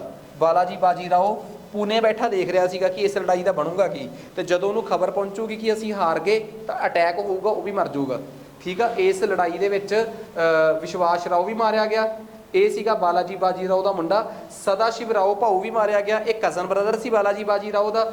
ਤੇ ਮਹਲ ਲਾਓ ਹੋਲਕਰ, ਇਹ ਹੋਲਕਰ ਰਾਜਾ ਸੀਗਾ, ਕਿਉਂਕਿ ਮਰਾਠੇ ਅੱਗੇ ਕਈ ਬਰਾਦਰੀਆਂ 'ਚ ਵੰਡੇ ਸੀ ਨਾ, ਹੋਲਕਰ, ਸ਼ਿੰਦੇ, ਗਾਇਕਵਾੜ, ਗੋਖਲੇ, ਬੌਂਸਲੇਜ਼, ਕਈ ਬਰਾਦਰੀਆਂ 'ਚ ਸੀ। ਮਹਾਦਜੀ ਸ਼ਿੰਦੇ ਇਹ ਨਹੀਂ ਮਾਰਿਆ ਜਾਂਦਾ, ਠੀਕ ਆ। ਇਹ ਅੱਗੇ ਜਾ ਕੇ ਫਿਰ ਅੱਗੇ ਵੀ ਜਾ ਕੇ ਸਾਰਾ ਕੁਝ ਰਹੂਗਾ। ਮਹਾਦਜੀ ਸ਼ਿੰਦੇ ਇਸ ਲੜਾਈ 'ਚ ਮਾਰਿਆ ਨਹੀਂ ਸੀ ਗਿਆ, ਠੀਕ ਆ। ਮਰਾਠੇ ਹਾਰ ਜਾਂਦੇ ਆ। ਇਸ ਕਰਕੇ ਮਰਾਠਿਆਂ ਦਾ ਦਿੱਲੀ, ਮੁਗਲਾਂ ਤੋਂ ਬਾਅਦ ਦਿੱਲੀ ਤੇ ਰਾਜ ਕਰਨ ਦਾ ਸੁਪਨਾ ਕਿਹੜੀ ਲੜਾਈ ਤੋੜਦੀ ਆ? ਪਾਣੀਪਤ ਦੀ ਤੀਜੀ ਲੜਾਈ ਤੋੜਦੀ ਆ। ਗੱਲ ਸਮਝ ਆ ਗਈ? ਕਹਿੰਦੇ ਆ ਜੀ ਮਰਾਠੇ ਇਸ ਲੜਾਈ 'ਚ ਹਾਰ ਜਾਂਦੇ ਆ। ਖਬਰ ਜਦੋਂ ਬਾਲਾਜੀ ਬਾਜੀ ਰਾਓ ਜਿਹੜਾ ਉਹਨਾਂ ਸਮਿਆਂ 'ਚ ਪੇਸ਼ਵਾ ਸੀਗਾ ਮਰਾਠਿਆਂ ਦਾ, ਜਦੋਂ ਖਬਰ ਉਹਦੇ ਤੱਕ ਪਹੁੰਚਦੀ ਆ ਤੇ ਉਹ ਵੀ ਹਾਰ ਜਾਂਦਾ। ਅਹਿਮਦ ਸ਼ਾਹ ਅਬਦਾਲੀ ਜਿਹੜਾ ਹੈ, ਠੀਕ ਆ, ਉਹ ਸ਼ਾਹ ਆਲਮ ਨੂੰ ਭਾਰਤ ਦਾ ਰਾਜਾ ਡਿਕਲੇਅਰ ਕਰ ਜਾਂਦਾ ਹੈ। ਇੱਦਾਂ ਕਿਉਂ? ਕਿਉਂਕਿ ਜਿੰਨੀ ਲੁੱਟ ਖੋਹ ਉਹਨੇ ਦਿੱਲੀ 'ਚ ਕਰਨੀ ਸੀ ਉਨੀ ਕਰ ਲਈ, ਸੈਟੀਸਫਾਈਡ ਹੋ ਗਿਆ। ਸ਼ਾਹ ਆਲਮ ਨੂੰ ਕਹਿੰਦਾ ਕਿ ਹੁਣ ਮੈਂ ਠੀਕ ਆ, ਹੁਣ ਮੈਂ ਚੱਲਿਆ, ਤੂੰ ਰਾਜਾ, ਠੀਕ ਆ। ਉਹ ਵਿਚਾਰੇ ਜਿਹੜੇ ਰੋਹਿਲਖੰਡ ਵਾਲੇ ਨਵਾਬ ਆਫ ਅਵਧ ਜਿਨ੍ਹਾਂ ਨੇ ਸਾਥ ਦਿੱਤਾ ਸੀ, ਉਹਨਾਂ ਦੀ ਕੋਈ ਗੱਲ ਨਹੀਂ ਕਰਕੇ ਗਿਆ, ਉਹਨਾਂ ਨੂੰ ਐਂ ਹੀ ਛੱਡ ਗਿਆ ਆਪਣੀ ਕਿਸਮਤ ਤੇ ਕਿ ਸ਼ਾਹ ਆਲਮ ਹੁਣ ਭਾਵੇਂ ਉਹਨਾਂ ਨੂੰ ਕੁੱਟ ਦੇ ਕਿ ਬਈ ਤੂੰ ਉਹਦਾ ਸਾਥ ਕਿਉਂ ਦਿੱਤਾ ਉਹਨਾਂ ਦਾ। ਸੋ ਐਵੇਂ ਦੀਆਂ ਗੱਲਾਂ ਇਸ ਬੰਦੇ ਦੀਆਂ ਸੀਗੀਆਂ। ਇਹ ਥੋੜਾ ਜਿਹਾ ਸੀਗਾ। ਅਸਲ ਦੇ ਵਿੱਚ ਇਸ ਲੜਾਈ 'ਚ ਬੈਨੀਫਿਟ, ਲਾਭਕਾਰੀ ਕੌਣ ਸੀਗੇ? ਕੌਣ ਲਾਭ ਪਾਤਰ ਹੋਇਆ ਇਸ ਲੜਾਈ ਦਾ? ਅੰਗਰੇਜ਼। ਨਾ ਤਿੰਨਾਂ 'ਚ, ਨਾ 13 'ਚ, ਨਾ ਪਲੇਰਾਂ 'ਚ, ਨਾ ਸਪੇਰਾਂ 'ਚ, ਠੀਕ ਆ। ਬੰਗਾਲ ਵਾਲੇ ਪਾਸੇ ਬੈਠੇ ਲੜਾਈ ਨੂੰ ਦੇਖ ਰਹੇ ਹੋ ਤੇ ਉਹਨਾਂ ਨੂੰ ਪਤਾ ਹੈ ਕਿ ਪਹਿਲੇ ਨੰਬਰ ਦੀ ਭਾਰਤ 'ਚ ਤਾਕਤ ਸੀ ਮੁਗਲ, ਖਤਮ। ਦੂਜੇ ਨੰਬਰ ਦੀ ਭਾਰਤ 'ਚ ਤਾਕਤ ਕਿਹੜੀ ਸੀ? ਮਰਾਠੇ, ਉਹ ਵੀ ਨਾਲ ਖਤਮ। ਤੀਜੇ ਨੰਬਰ ਦੀ ਇੱਕ ਵਿਦੇਸ਼ੀ ਤਾਕਤ ਸੀ ਅਫਗਾਨ, ਉਹ ਆ ਕੇ ਮੁੜ ਗਏ। ਤੇ ਚੌਥੇ ਨੰਬਰ ਦੀ ਭਾਰਤ 'ਚ ਉਸ ਟਾਈਮ ਤਾਕਤ ਸੀ ਬ੍ਰਿਟਿਸ਼, ਜਿਨ੍ਹਾਂ ਨੂੰ ਪਹਿਲੇ ਨੰਬਰ ਤੇ ਆਉਣ ਦਾ ਸਿੱਧਾ ਮੌਕਾ ਮਿਲ ਗਿਆ। ਤਾਂ ਪਾਣੀਪਤ ਦੀ ਤੀਜੀ ਲੜਾਈ ਨੇ ਅੰਗਰੇਜ਼ਾਂ ਦੇ ਭਾਰਤ ਵਿੱਚ ਰਾਜ ਕਰਨ ਦੇ ਸੁਪਨੇ, ਅੰਗਰੇਜ਼ਾਂ ਨੂੰ ਭਾਰਤ 'ਚ ਰਾਜ ਕਰਨ ਦਾ ਸੁਪਨਾ ਲੈਣ ਲਈ ਪ੍ਰੇਰਿਤ ਕਰਤਾ ਕਿ ਹੁਣ ਤੁਸੀਂ ਰਾਜ ਕਰਿਓ ਇੰਡੀਆ 'ਚ।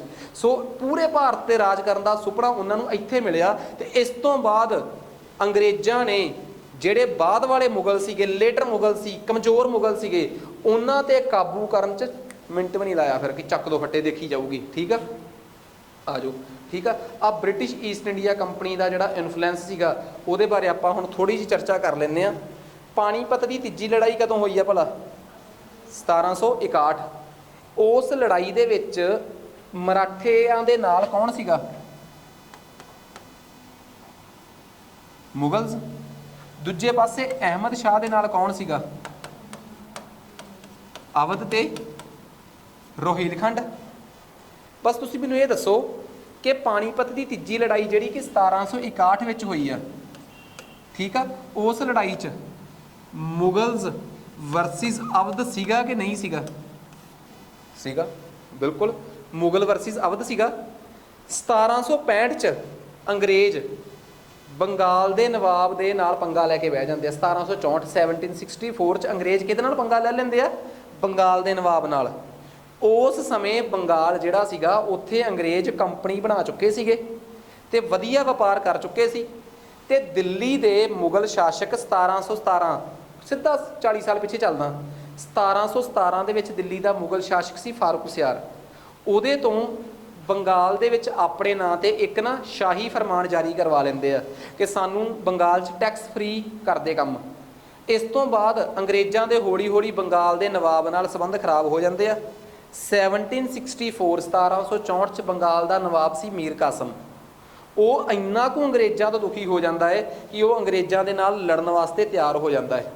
ਉਹ ਉੱਥੋਂ ਦੇ ਅੰਗਰੇਜ਼ ਜਰਨਲ ਮੁਰਨੋ ਹੈਕਟਰ ਨੂੰ ਵੰਗਾਰਦਾ ਹੈ ਕਿ ਆ ਜਾ ਯਾਰ, ਦੇਖੀ ਜਾਊਗੀ, ਲੈ ਲਾ ਪੰਗਾ ਲੈਣਾ। ਪਰ ਮੁਗਲ ਉਹ ਬੰਗਾਲ ਦਾ ਨਵਾਬ, ਵੈਸੇ ਬੰਗਾਲ ਕਿਹਦੇ ਤੋਂ ਆਜ਼ਾਦ ਹੋਇਆ ਸੀਗਾ? ਦਿੱਲੀ ਦੇ ਮੁਗਲ ਸ਼ਾਸਕਾਂ ਤੋਂ ਹੀ। ਕਦੋਂ ਆਜ਼ਾਦ ਹੋਇਆ ਸੀਗਾ? 1720 ਜਾਂ 22 'ਚ, ਉਹ ਫਾਰੂਕ ਸਿਆਰ ਤੋਂ ਬਾਅਦ, ਠੀਕ ਆ, ਉਦੋਂ ਹੀ ਆਜ਼ਾਦ ਹੋਇਆ ਸੀਗਾ। ਉਦੋਂ ਮੁਰਸ਼ਿਦ ਕੁਲੀ ਖਾਨ ਨੇ ਆਪਣੇ ਆਪ ਨੂੰ ਆਜ਼ਾਦ ਡਿਕਲੇਅਰ ਕਰਤਾ ਸੀ ਬੰਗਾਲ 'ਚ। ਟੈਨਸ਼ਨ ਨਾ ਲਓ, ਅਗਲੇ ਲੈਕਚਰ 'ਚ ਪੜ੍ਹਾਉਣੀ ਹੈ ਸਾਰੀ ਸਟੋਰੀ। ਪਰ ਅੱਜ ਕੀ ਹੋ ਗਿਆ? ਅੱਜ ਪਤਾ ਲੱਗ ਗਿਆ ਕਿ ਬਈ ਮੁਗਲ ਰਾਜੇ ਤੋਂ ਬਿਨਾਂ ਗੱਲ ਨਹੀਂ ਬਣਦੀ।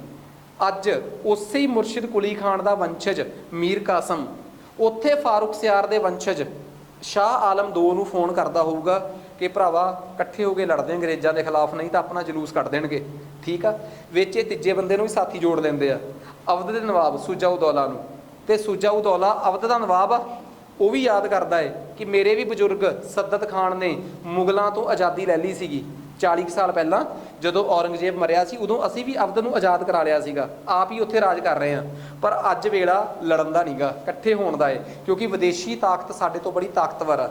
ਬਕਸਰ ਦੀ ਲੜਾਈ 'ਚ 22 ਅਕਤੂਬਰ 1764 ਨੂੰ ਲੜਾਈ ਹੁੰਦੀ ਆ। ਮੁਰਨੋ ਹੈਕਟਰ ਦੀ ਅੰਗਰੇਜ਼ ਈਸਟ ਇੰਡੀਆ ਕੰਪਨੀ ਦੀ ਸੈਨਾ ਭਾਰਤ ਦੇ 3 ਰਾਜਿਆਂ ਦੇ ਖਿਲਾਫ ਲੜਦੀ ਆ। ਦਿੱਲੀ ਦੇ ਮੁਗਲ ਸ਼ਾਸਕ ਸ਼ਾਹ ਆਲਮ, ਅਵਧ ਦਾ ਮੁਗਲ ਸ਼ਾਸਕ, ਅਵਧ ਦਾ ਨਵਾਬ ਸੁਜਾਉਦੌਲਾ ਤੇ ਬੰਗਾਲ ਦਾ ਨਵਾਬ ਮੀਰ ਕਾਸਮ, ਤਿੰਨੇ ਮਿਲ ਕੇ ਲੜਾਈ 'ਚੋਂ ਹਾਰ ਜਾਂਦੇ ਆ। ਅਗਲੇ ਸਾਲ ਤਿੰਨਾਂ ਨੂੰ ਬੈਠ ਕੇ ਅੰਗਰੇਜ਼ ਪਹਿਲਾਂ ਜਲੀਲ ਕਰਦੇ ਆ, ਫਿਰ ਤਿੰਨਾਂ ਨਾਲ ਮਿਲ ਕੇ ਸਮਝੌਤਾ ਕਰਦੇ ਆ। ਬਕਸਰ ਦੀ ਲੜਾਈ ਤੋਂ ਜਸਟ ਬਾਅਦ ਸਮਝੌਤਾ ਹੁੰਦਾ ਹੈ ਇਲਾਹਾਬਾਦ ਬੈਠ ਕੇ, ਉਹਨੂੰ ਕਹਿੰਦੇ ਆ ਇਲਾਹਾਬਾਦ ਦੀ ਸੰਧੀ। ਉਸ ਇਲਾਹਾਬਾਦ ਦੀ ਸੰਧੀ 'ਚ ਅੰਗਰੇਜ਼ ਤਿੰਨਾਂ ਨੂੰ ਖਤਮ ਕਰ ਦਿੰਦੇ ਆ। ਕਿਹਨੂੰ ਕਿਹਨੂੰ ਭਲਾ? ਦਿੱਲੀ ਦੇ ਮੁਗਲ ਸ਼ਾਸਕ ਨੂੰ, ਅਵਧ ਦੇ ਨਵਾਬ ਨੂੰ ਤੇ ਪਲੱਸ ਬੰਗਾਲ ਦੇ ਨਵਾਬ ਨੂੰ, ਇੱਕੋ ਨਿਸ਼ਾਨੇ ਨਾਲ। ਪਰ ਇਹ ਉਹ ਤਾਂ ਕਰ ਪਾਉਂਦੇ ਆ ਕਿਉਂਕਿ ਇਸ ਵਾਰ ਮੁਗਲਾਂ ਦੀ ਮਦਦ ਕਰਨ ਕੌਣ ਨਹੀਂ ਆ ਸਕੇ ਭਲਾ? ਮਰਾਠੇ ਨਹੀਂ ਆ ਸਕੇ। ਕਿਉਂ ਨਹੀਂ ਆ ਸਕੇ ਭਲਾ? ਉਹ ਆਪ ਨਹੀਂ ਕਿਸੇ ਕੰਮ ਦੇ ਰਹੇ ਵਿਚਾਰੇ। ਅਦਰਵਾਈਜ਼ ਮਰਾਠੇ ਤਾਂ ਇਹ ਵਾਅਦਾ ਕਰ ਚੁੱਕੇ ਆ ਕਿ ਜਦੋਂ ਵੀ ਮੁਗਲੋਂ ਤੁਸੀਂ ਕੋਈ ਲੜਾਈ ਆਪ ਲੜੋਗੇ ਜਾਂ ਕਿਸੇ ਸਾਥੀ ਨਾਲ ਲੜਨ ਜਾਓਗੇ, ਅਸੀਂ ਤੁਹਾਡੇ ਮਗਰ ਆਵਾਂਗੇ। ਇਸ ਵਾਰ ਉਹ ਆਏ ਨਹੀਂ, ਫਿਰ ਪਤਾ ਨਾ ਨਹੀਂ ਆਏ, ਕਾਰਨ ਪਤਾ ਲੱਗ ਗਿਆ ਨਾ, ਕਿਉਂਕਿ ਉਹ ਵਿਚਾਰੇ ਆਪ ਹੀ ਖਤਮ ਹੋ ਗਏ ਆ। 1764 ਦੀ ਇਹ ਲੜਾਈ ਜਿਹੜੀ ਆ, ਇਸ ਤੋਂ ਬਾਅਦ ਅੰਗਰੇਜ਼ ਕੀ ਕਰਦੇ ਆ? ਇਲਾਹਾਬਾਦ ਦੀ ਇਸ ਟ੍ਰੀਟੀ ਤੋਂ ਬਾਅਦ ਸ਼ਾਹ ਆਲਮ ਨੂੰ ਕਹਿ ਦਿੰਦੇ ਆ ਕਿ ਅੱਜ ਤੋਂ ਬਾਅਦ ਤੇਰੀ ਰੱਖਿਆ ਅਸੀਂ ਕਰਾਂਗੇ, ਜਾਣੀ ਕਿ ਕੰਪਨੀ ਕਰੂਗੀ, ਉਹਦੇ ਬਦਲੇ ਤੂੰ ਸਾਨੂੰ ਪੈਸੇ ਦੇਂਗਾ। ਇਹਦੀ ਪੰਜਾਬੀ ਪਤਾ ਕੀ ਬਣਦੀ ਆ? ਕਿ ਅੱਜ ਤੋਂ ਬਾਅਦ ਤੈਨੂੰ ਅਸੀਂ ਕੰਟਰੋਲ ਕਰਾਂਗੇ, ਅੱਜ ਤੋਂ ਬਾਅਦ ਤੈਨੂੰ ਅਸੀਂ ਕੰਟਰੋਲ ਕਰਾਂਗੇ। ਕਹਾਣੀ ਕਲੀਅਰ? ਆ ਜਾਓ ਅਗਲੀ ਗੱਲ। ਫਿਰ ਅੰਗਰੇਜ਼ ਇੱਕ ਫਰਮਾਨ ਇਸ਼ੂ ਕਰਦੇ ਆ, ਉਹ ਕਹਿੰਦੇ ਆ ਕਿ ਅੱਜ ਤੋਂ ਬਾਅਦ ਬਿਹਾਰ, ਬੰਗਾਲ ਤੇ ਉੜੀਸਾ ਦਾ ਸਾਰਾ ਟੈਕਸ ਅਸੀਂ ਇਕੱਠਾ ਕਰਾਂਗੇ। ਅੱਜ ਤੋਂ ਬਾਅਦ ਸਾਰਾ ਟੈਕਸ ਅਸੀਂ ਇਕੱਠਾ ਕਰਾਂਗੇ। ਤੇ ਬੰਗਾਲ ਦੇ ਨਵਾਬ ਨੂੰ ਇੱਕ ਛੋਟਾ ਜਿਹਾ ਲੋਲੀਪੌਪ ਦੇ ਦਿੰਦੇ ਆ ਕਿ ਰਾਜ ਤੂੰ ਕਰੇਂਗਾ, ਰਾਜ ਤੇਰਾ, ਜਾਨੀ ਕਿ ਨਿਜ਼ਾਮਤ ਤੇਰੀ ਤੇ ਟੈਕਸ ਕਲੈਕਸ਼ਨ ਜਾਨੀ ਕਿ ਦੀਵਾਨੀ ਸਾਡੀ। ਇਹ ਮੈਂ ਅੱਗੇ ਜਾ ਕੇ ਪੜਾਉਂਗਾ ਬੰਗਾਲ ਵੇਲੇ ਕਿ ਇਹਨੂੰ ਕਹਿੰਦੇ ਆ ਡਿਊਲ ਸਿਸਟਮ। ਕਿਹੜਾ ਸਿਸਟਮ? ਡਿਊਲ ਗੌਰਮੈਂਟ, ਮਤਲਬ ਕਿ ਦੁਆਲ ਪ੍ਰਣਾਲੀ। ਇਹਦਾ ਮਤਲਬ ਇਹ ਸੀਗਾ ਕਿ ਅੱਧਾ ਇੱਕ ਕੰਮ ਸਾਡਾ, ਇੱਕ ਤੁਹਾਡਾ, ਠੀਕ ਆ। ਪਰ ਸਾਡੇ ਕੰਮ 'ਚ ਸਿਰਫ ਪੈਸਾ ਹੀ ਪੈਸਾ, ਜ਼ਿੰਮੇਵਾਰੀ ਕੋਈ ਨਹੀਂ। ਤੇਰੇ ਕੰਮ 'ਚ ਸਿਰਫ ਜ਼ਿੰਮੇਵਾਰੀ, ਕਮਾਈ ਕੋਈ ਨਹੀਂ, ਠੀਕ ਆ ਨਾ। ਮਤਲਬ ਇਹ ਕਿ ਅਸੀਂ ਇਕੱਲਾ ਪੈਸਾ ਇਕੱਠਾ ਕਰਾਂਗੇ ठीक आ, तू ਜ਼ਿੰਮੇਵਾਰੀ ਨਿਭਾਏਗਾ ਰਾਜ ਕਰਨ ਦੀ। ਹਾਂ ਉਹ ਕਹਿੰਦਾ ਯਾਰ ਮੈਂ ਰਾਜ ਕਰਨਾ, ਮੈਨੂੰ ਥੋੜੇ ਬਹੁਤੇ ਪੈਸੇ ਤਾਂ ਚਾਹੀਦੇ ਹੋਣਗੇ, ਉਹਨੇ ਕਿ ਲੈ ਲਿਆ ਕਰੀ ਸਾਡੇ ਤੋਂ। ਆਹ ਕੀ ਗੱਲ ਬਣੀ। ਸੋ ਐਡਾ ਬੁਰਾ ਹਸ਼ਰ ਕੀਤਾ ਗਿਆ ਉਦੋਂ, ਠੀਕ ਆ। ਤਾਂ ਯਾਦ ਰੱਖਿਓ 1765 ਚ ਦਿੱਲੀ ਅੰਗਰੇਜ਼ ਈਸਟ ਇੰਡੀਆ ਕੰਪਨੀ ਮੁਗਲ ਸ਼ਾਸਕ ਸ਼ਾਹ ਆਲਮ ਨੂੰ ਇੰਨਾ ਹਿਊਮੀਲੇਟ ਕਰਦੀ ਆ ਕਿ 1765 ਚ ਉਹਨੂੰ ਕਹਿੰਦੇ ਤੂੰ ਦਿੱਲੀ ਦਾ ਦਰਬਾਰ ਛੱਡ ਦੇ, ਹੁਣ ਤੂੰ ਦਿੱਲੀ 'ਚ ਰਹਿਣ ਦੀ ਹੈਸੀਅਤ ਨਹੀਂ ਰੱਖਦਾ, ਤੂੰ ਸਾਡੇ ਕਹਿਣ 'ਤੇ ਇਲਾਹਾਬਾਦ ਆ ਜਾ, ਉੱਥੇ ਅਸੀਂ ਤੈਨੂੰ ਪ੍ਰੋਟੈਕਸ਼ਨ ਦੇਵਾਂਗੇ। ਪਰ ਇਹ ਪ੍ਰੋਟੈਕਸ਼ਨ ਨਹੀਂ ਸੀ, ਬੇਇੱਜ਼ਤੀ ਸੀ। ਉਹ ਗੱਲ ਅੱਡ ਆ ਕਿ ਉਦੋਂ ਮਰਾਠੇ ਮਦਦ ਲਈ ਆ ਨਹੀਂ ਸਕੇ। 1772 ਦੇ ਵਿੱਚ 1772 ਚ ਮਹਾਦਜੀ ਸ਼ਿੰਦੇ ਫਿਰ ਸ਼ਾਹ ਆਲਮ ਨੂੰ ਵਾਪਸ ਲੈ ਕੇ ਜਾਂਦਾ ਹੈ। ਇੱਕ ਗੱਲ ਯਾਦ ਰੱਖਿਓ, ਅੰਗਰੇਜ਼ਾਂ ਦੇ ਤੋਂ ਬਿਨਾਂ ਭਾਰਤ ਦੇ ਬੜੀਆਂ ਤਾਕਤਾਂ ਨੇ ਦਿੱਲੀ ਦੇ ਲਾਲ ਕਿਲੇ 'ਤੇ ਕਬਜ਼ਾ ਕੀਤਾ ਹੈ ਜਾ ਕੇ, ਮਰਾਠਿਆਂ ਨੇ ਵੀ ਕੀਤਾ ਹੈ। ਪਰ ਇੱਕ ਗੱਲ ਕਲੀਅਰ ਆ, ਸਭ ਨੇ ਆਪਣਾ ਸ਼ਾਸਕ ਰਾਜਾ ਸ਼ਾਹ ਆਲਮ ਨੂੰ ਜਾਂ ਮੁਗਲਾਂ ਨੂੰ ਮੰਨਿਆ ਹੈ।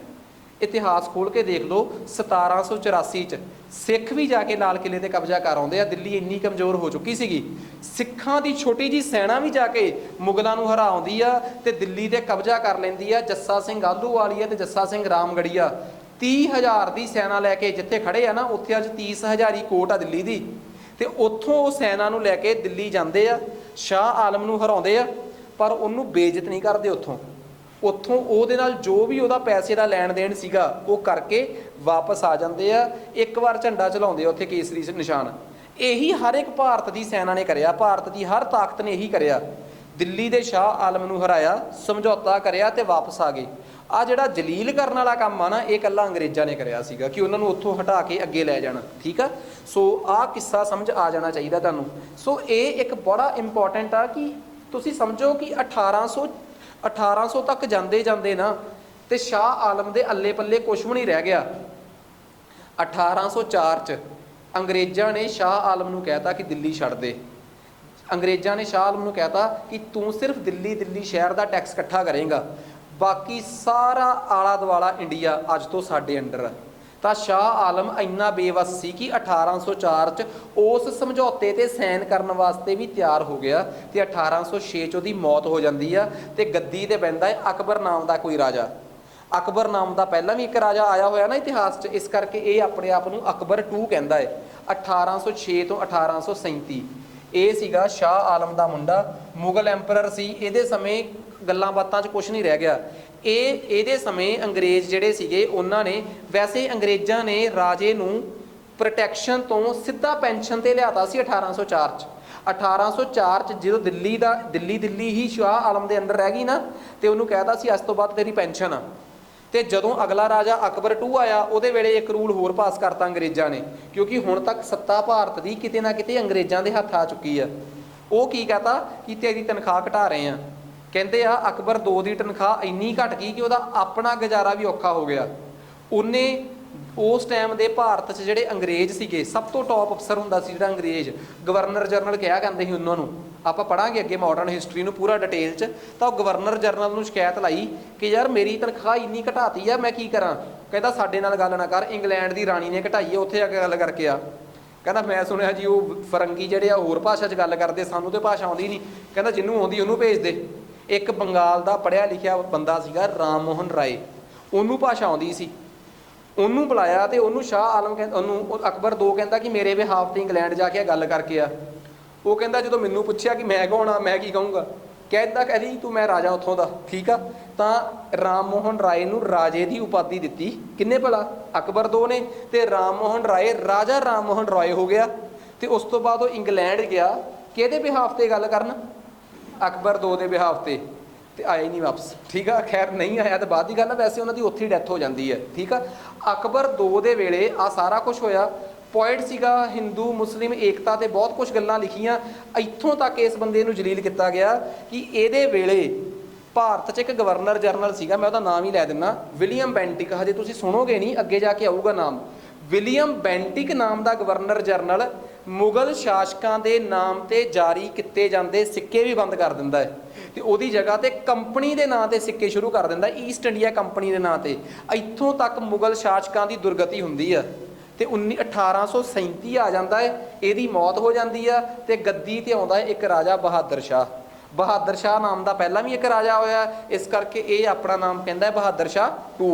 तो याद रखियो ये जो बहादुर शाह टू आ ये 1837 च राजा बनता है।